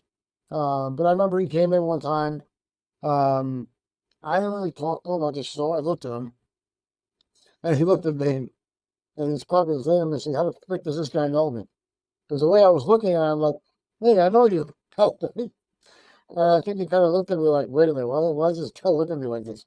I saw the expression on his face, and I kind of like, I just like, I looked at him, kind of waved to him, and I'm like, "Yeah, it's good, all good." And he said, "Okay," you know. The only thing he did that was funny, because when he was leaving the cafe, he turned over to my grandfather, and he said to him, "John," his grandfather's name is John. He goes, "John, see that kid over there?" And give him this. He gave me a $20 tip for no reason at all. And Just to look around. just looking at it. And my grandfather came over to me and he's telling me, in Greek, he says to me, he goes, "Oh, you see, he did tell Angelo that's my grandchild, my grandson." And Angelo's like, even more so, give this to him. So he came over, my grandfather gave me a $20 bill. I'm like, "Who gave you this?" He said, "The big fat guy. He did it." Not like, Yeah. thank God he didn't hear him say that, but it's Yeah. a big fat guy gave us to with the glasses. I'm like, "Okay, no problem." How did Quack Quack carry himself? Was he like loud and brass, like you hear it, or was he meek and mild, or in between, or what? When he came down, to the cafe, he was very quiet. He just came in, told the girl what he wanted. It was really quick. He was, he was very quiet. He came in by himself. I don't know if anybody was outside, maybe in his car, I don't know. He came in, wearing a nice suit, no tie, white shirt, sport jacket, and slacks. He was dressed pretty good. Like I said, he wasn't saying much. Very quiet, ordered what he wanted and left. Aside from the $20 tip, that's about it. That's the most he said. That's cool. You've actually got money from Quack Quack. Yeah. That's cool. In legitimate way as well. I guess. I hope you pay tax on it. So when you complete prison rules with Angelo, he lived in that area. He lived right near the cafe. They had a house there. That's where they recorded his. We got him on the telephone. Was in that house over there, right by the cafe. Oh, really? Yeah. Wow. That's why he was there. He lived there. Yeah, just popped in for a coffee type of thing. Exactly. Yeah, he had a horrible death. He died of cancer, but he was shelved by Gotti, wasn't he, in the end? Well. So when you finished, I'm sorry, go ahead. Sorry. No. You say what you can say. Sorry. Okay. I thought you were going to say something that I said he was shelved by Gotti. Have I got the wrong end of the stick there? Was he not? No, I was just going to say that I think the purpose of that because he earned his name. Quack Quack, talk too much.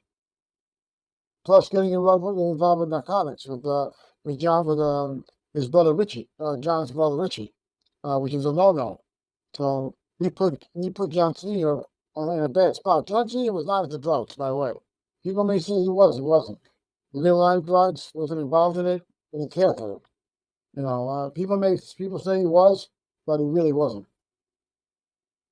But do you think he was accepting the drugs money that was kicked up to him? Oh, look at it. So all these big shots that say they don't accept drugs, Okay, Grant did Paul Castellano.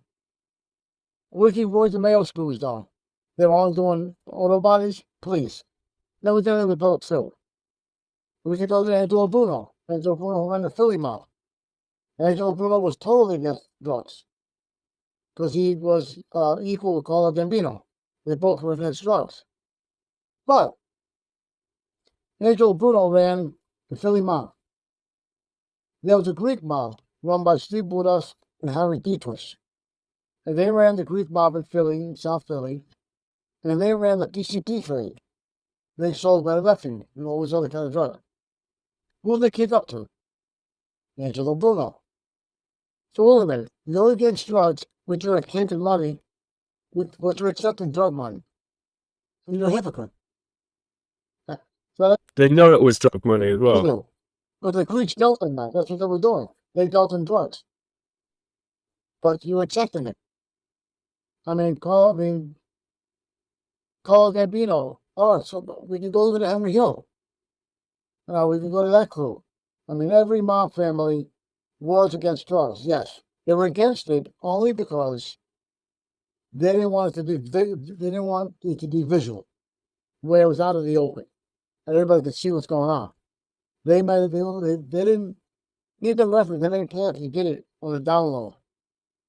Sal Polisi was an associate in the Gambino family. And Sal Polisi was dominant in Cataldo. Ronnie Cataldo was a captain. Ronnie Cataldo dealt drugs in Sal Polisi. And it was a no-no to deal with that stuff, which is like in the late 70s. And it was, and Sal told me many times that if they got caught, they would have got whacked, 100%. But they kept that on the down low. Nobody knew. The bosses didn't really know that the money they were picking up was drug money. They didn't really know that. But you can go again to another thing that's hypocrisy. The Pleasant Avenue crew in the Bronx. Pleasant Avenue crew were the biggest heroin dealers.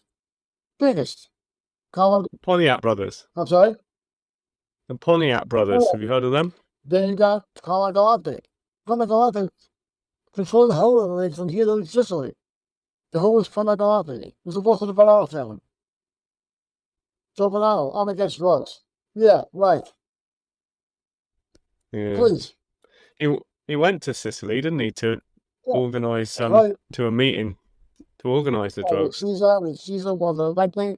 Caesar Bonverte, Bartolomeo, all those guys. They ran the pizza direction trial. What? Every pizza court in New York was dealing drugs. It's that. That's why I think that's one of the reasons why the Lafayette got whacked.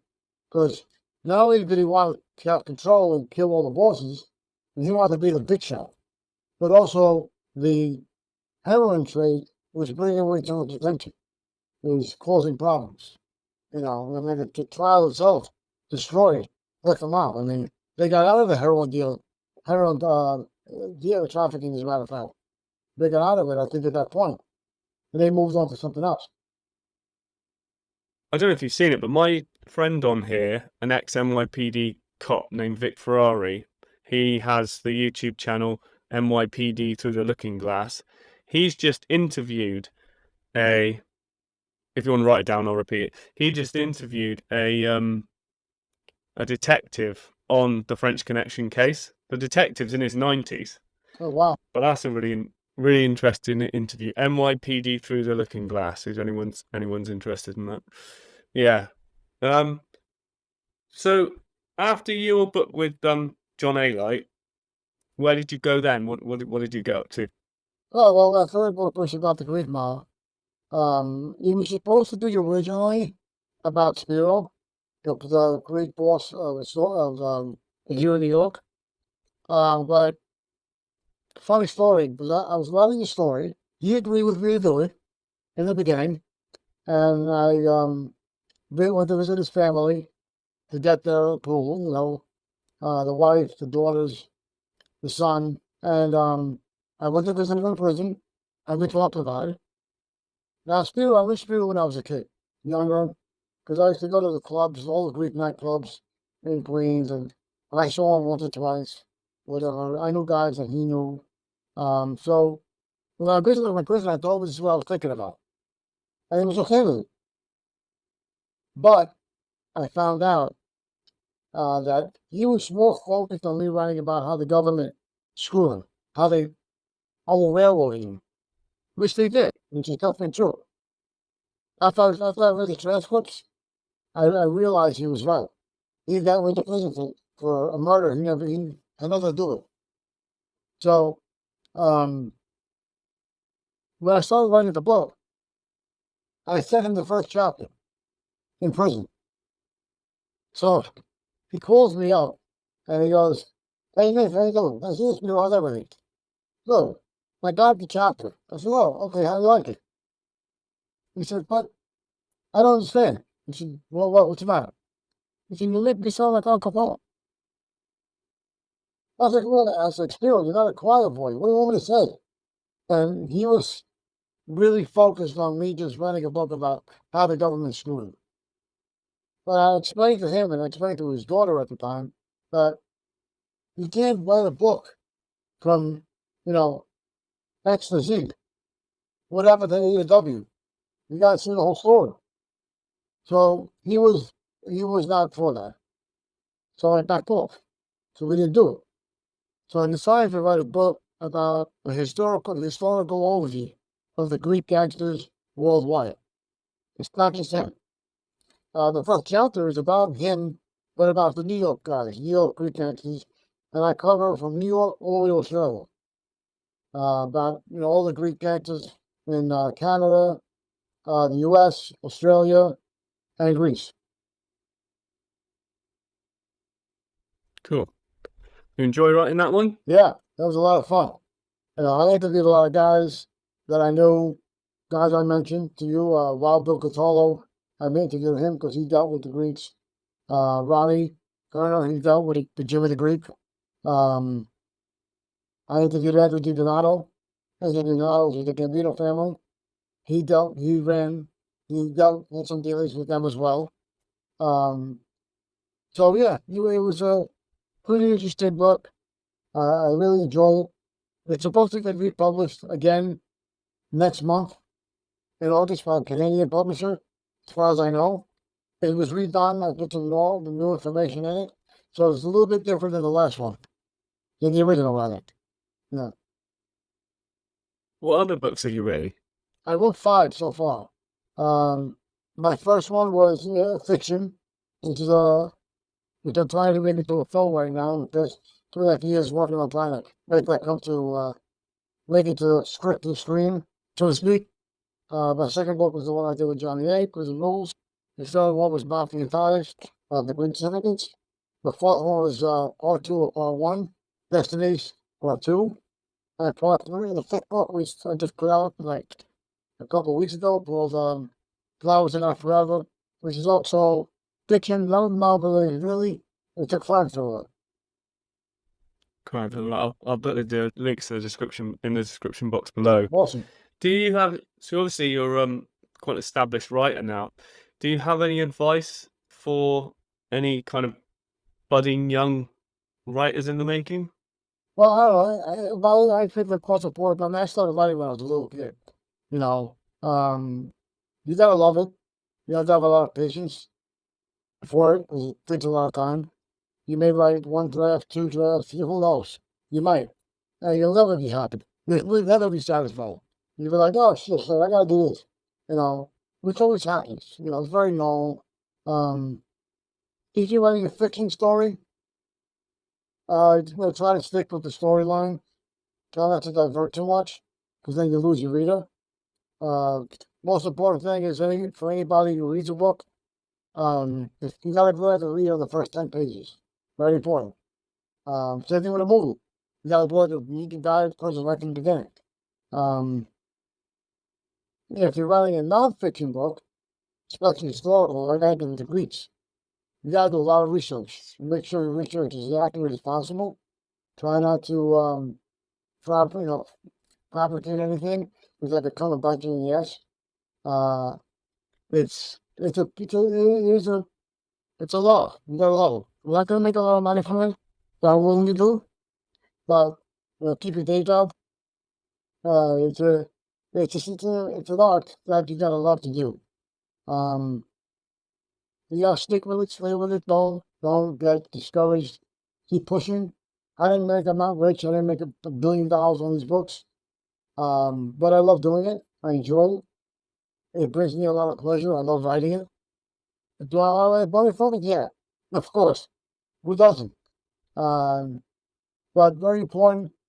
One thing I did learn, if you're a little publisher, that's great. Because it's bragging rights.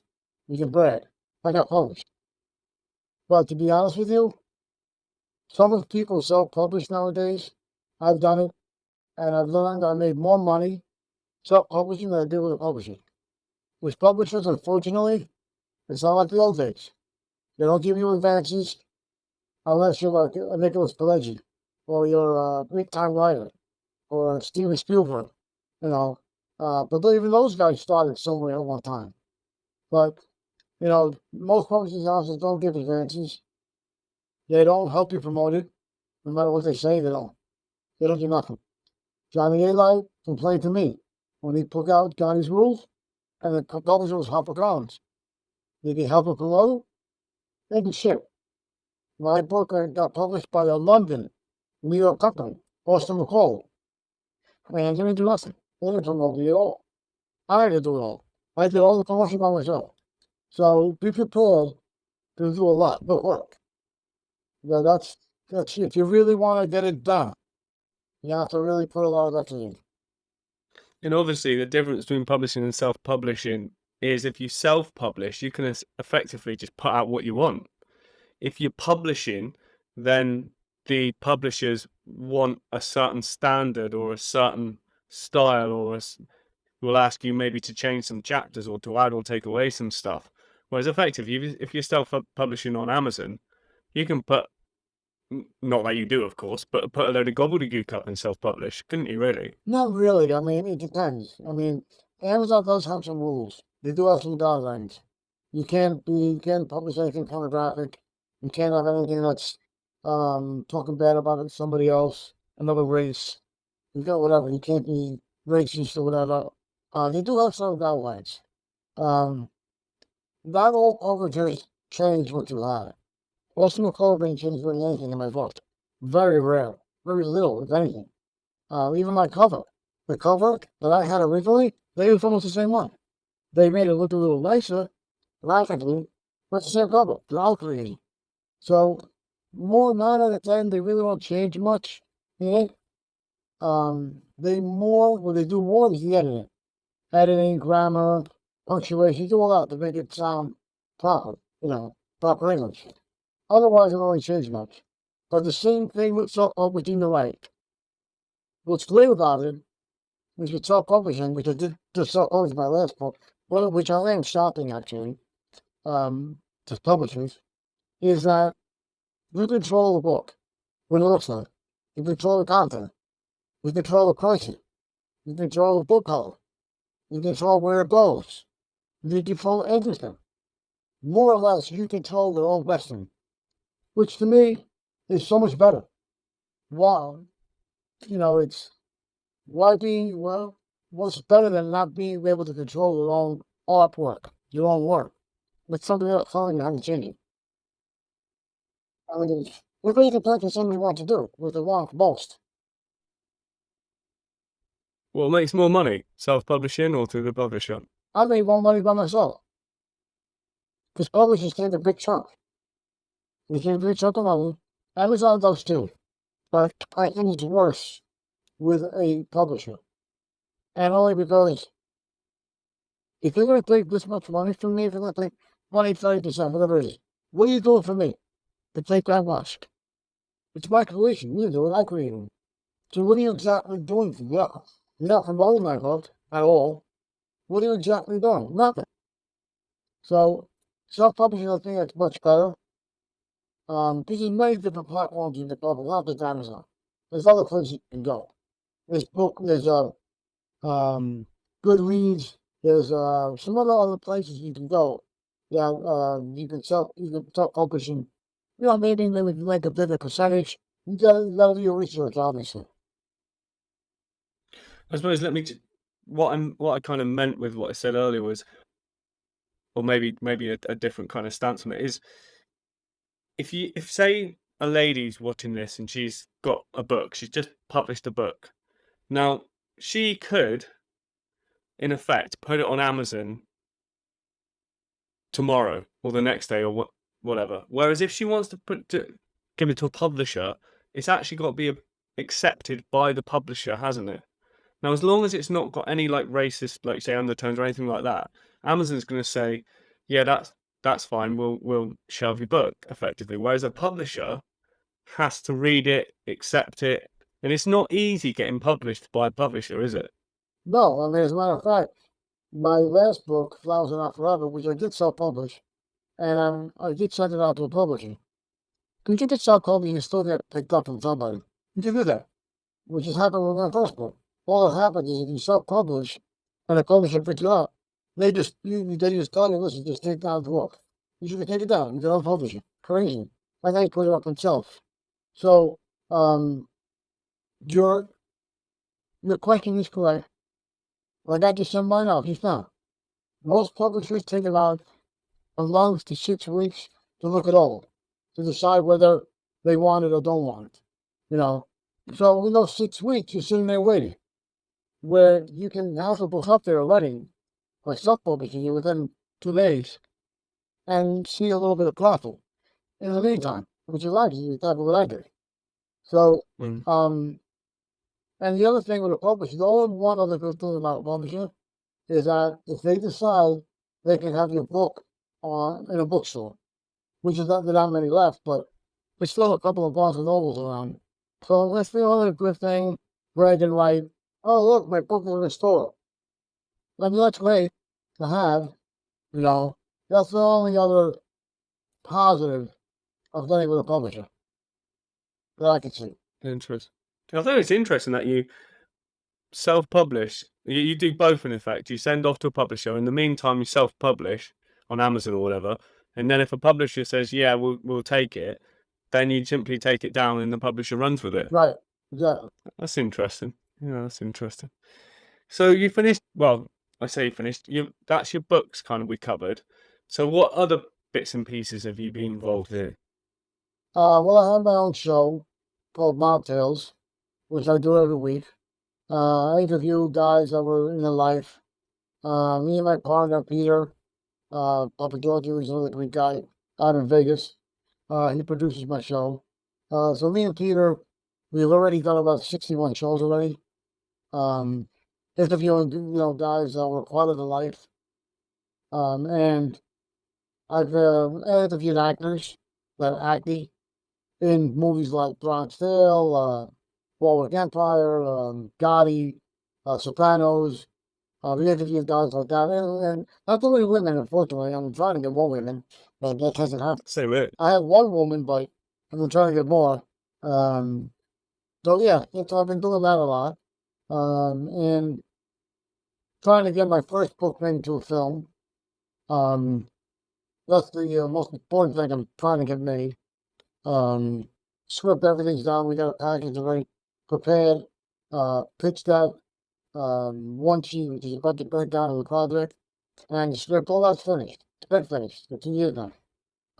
So I'm looking for a new production team to work with. I had one, but terminated the contract. They weren't really doing what I think they were doing, and so, yeah. So those are. I'm thinking to do another book soon. I got 2 things in my mind that's brewing. Because I'm trying to possibly. Because what I've heard that channels like Netflix and Hulu and Tubi, all them, especially Netflix, they like series. They like to find, they like to get people that have a series, not just a film. So with that in mind, since I did Best of Things, the first one I'm making to try to make it into a film, I did one called 2. So I'm thinking of part 3. So I developed a series, which I think would be probably beneficial. But I'm thinking about another book I want to do also that's nothing to do with mob at all. Completely different in every way. but it's not a romance or anything, that's for sure.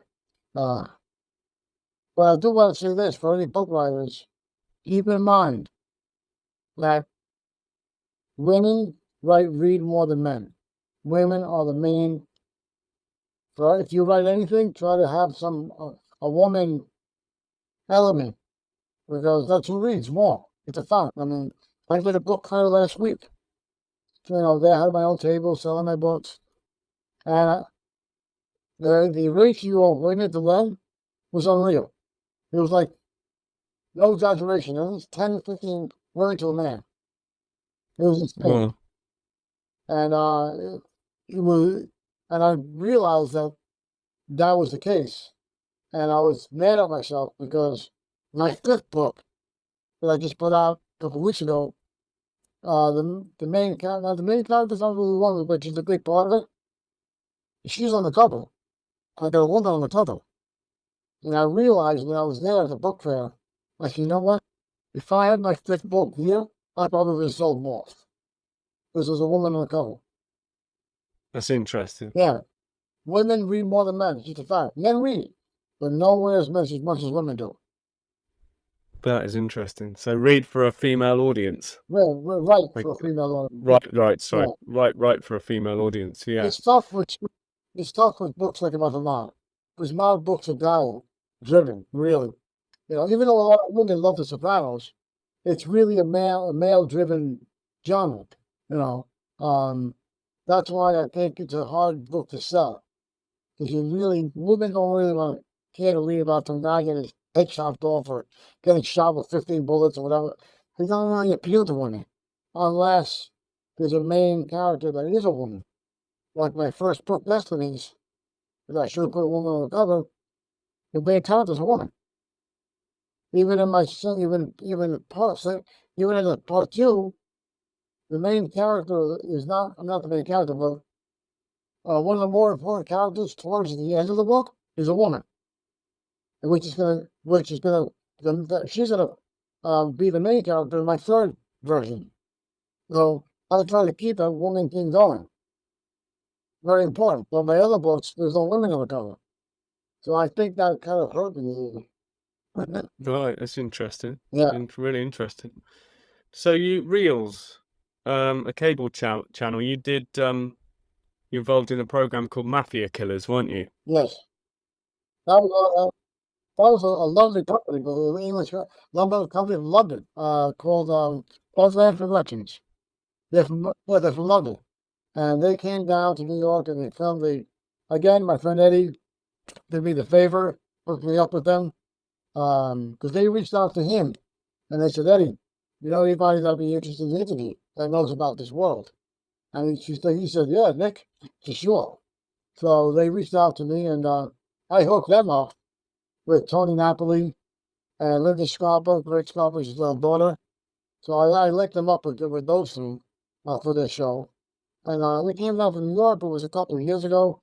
It was a lot of fun. I was in I think 4 episodes, I think. One about Gotti, one about Quack Quack, one about Sammy Gambino, and I think another one about Angelo or Vincent Gigante, wasn't he? Yeah. Did you enjoy doing that? Oh, yeah, it was a lot of fun. And since then, I've been on so many shows. It's kind of funny. Oh, good. So it's helped you out in your career, like. Well, help me out a little bit, in this type of genre, you gotta stay relevant, constantly. You can't stop. There's no really in entertainment business in general.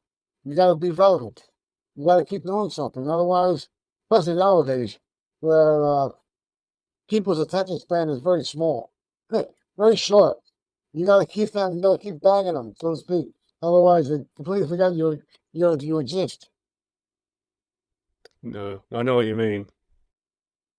You have well, I say it's interesting. I think it's an interesting theory on Hoffa, like who killed him and where he was buried. Can you share that with us? Not so much. I don't really know exactly where he's buried. I think he's buried somewhere in, what was it, Missouri or something like that. I forgot the exact, Illinois. In the Leaves somewhere. It's not a giant stadium, that's for sure. That's definitely. I believe Sal Polisi killed him. I think Sally Briguglio had something to do with it. And I think Tony Provenzano, Tony Pro, definitely had something to do with it. I just and a lot of other guys, top leaders that were involved at that time. I think Gambino was one of them. Hoffa was causing a problem because they were told him many times that don't think about being part of the union again. Don't think about running it. Don't think about being one of the top dogs anymore. You know, lay low, whatever. Obviously, he didn't listen. So Hoffa had a big ego. They didn't know how to tone it down. And I think that was one of the main reasons he was taken out. The way it's shown on the Irishman is completely wrong. He didn't get shot in the house. That didn't happen. It wasn't Frank Sheeran that killed him either. So that's completely wrong. So that's just that's what I believe is the truth. I believe. That's what I think. I'm not saying I'm completely accurate, 100%, but I'm talking to certain individuals and getting their input. And I'm talking about guys that are like in their 90s, 80s and 90s, that were around that or heard about it. Getting it from them, I believe it. I was going to say, did you get it from like word on the street type of thing? Well, I got it from guys that were that old. I don't want to say, I'm not sure if I want to mention their names, but they told me this. And when we were having a conversation. And because I showed them his shirt, I have a union. I should show it to you, but it's a longshoreman's shirt. And it has Jimmy's Hoffa's signature on the back. And I showed him the shirt. I said, "Is this for real, bro?" And I remember the guy, the old Jewish guy. And he looked at me. And this guy ran all the jukebox machines back in the day. And right now he's up in his late 80s. He went out with all the big shots, especially guy from Jersey. Oh my God, why can't I think of his name right now? He was a big shot. He was very close to Frank Sinatra, and I just can't remember his name at this moment. But I showed him the shirt. He said, he's looking at it. He's looking at it. He's taking out his glasses and he's taking out another thing to see better. And he's looking at it. He's like, "This might be Jimmy's. It might be." It was pretty funny. Get it? I don't know if you could ever get it certified and then stick it on eBay. You'd probably get a good few quid for that. I have a good friend of mine who sells a lot of stuff on eBay, and I gave it to him. I said, "Listen, like the child sells, he put it up there, and nobody will buy it. Nobody will believe it's real." Really? Yeah. So he gave it back to me. Back with you now then. Do you? I take it you say you interview sort of guys that were in the life. Are you interested in like the MobTube genre on here on YouTube? I mean, do I watch a lot of the shows? I wish I had the time. I really don't have the time to watch everything. It's and they both a bit. Well, I know guys in real life. I hear things firsthand. Whatever I want, pretty much. I know these guys are all my friends. Larry, Sal, Myron. I mean, I can name a bunch of people that I can just talk to and if I'm curious about something. Sammy, I watch Sammy on some of his shows. Sammy Gavano, I like it. I like the shows. Do I respect Sammy a lot? Yeah, somewhat, to some degree. I don't like him for doing what he did. He had every right to do what he did, in my opinion. But he's sometimes he fabricates stuff, like most of these guys do. You gotta sell a story. So you want to say it's a true thing as possible. But this is one of them that I watched a little more than others. Michael, I watched him once or twice. I could take or leave what he says sometimes. But most of the other ones I don't really. I wish I had the time to watch more. It's tough. to find the time. What are you up to at the moment then, Nick? What projects have you got on? Well, like I said earlier, I'm trying to promote my last book, my fifth book. I mean, I'm almost trying to promote all of them, but trying to get it out there, telling if you can check it out. It's a different story. It's a fun story. It's got a good plot twist to it. Very different. It's not a real mob story. It's different. Um, the woman in it is very prominent. She's a big part of the story. The love interest of the main character. So it's I think it's better than my first book, honestly. And that's another thing about writing you should know. You get better as you go. The more you write, the better you get. And I think I've improved a lot from my first book. Wow, big difference. I can see the difference. It just gets better, and read a lot. Because you become a better reader if you become a better writer if you read a lot. If you don't read a lot, you're not going to be able to help you with your vocabulary, help you building bigger words, better words, how to put things together. It plays a big role. So yeah, just trying to promote my last book, trying to get my film made for my first book. So anybody who's an adult who's listening, please get in touch with me. It's a great story. It's a good story. It's we can the film can be it's marked for $3 million, but it can definitely be done for less, for sure. It probably can be. Because it's not a sci-fi movie with explosions and stuff like that. You're not gonna worry. Locations are easy, simple, pretty much. So it's the thing that really I think that costs money in making any movie is if you have A-list actors, yeah, that's gonna cost a lot. If you have, major special effects, yeah, of course, it's more expensive. If you have major locations, hospitals, courts, things like that, they'll cost you. But, as long as the story's good. To me, I don't care if the film was made for $100 grand. If the story's good, it doesn't matter. Because the story is what keeps the audience in, not just the special effects. So what are your future plans then? Say, where do you see yourself in 5, 10 years' time?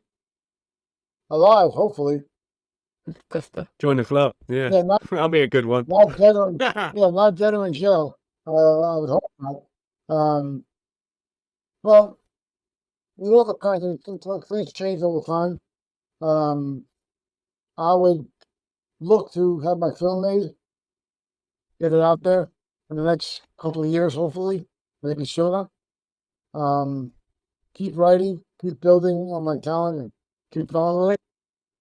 Keep sticking with my show, Mob Tales, and inspire other people to do the same thing, to move ahead and help. What's the important thing? Help other people. Too many people that don't help each other.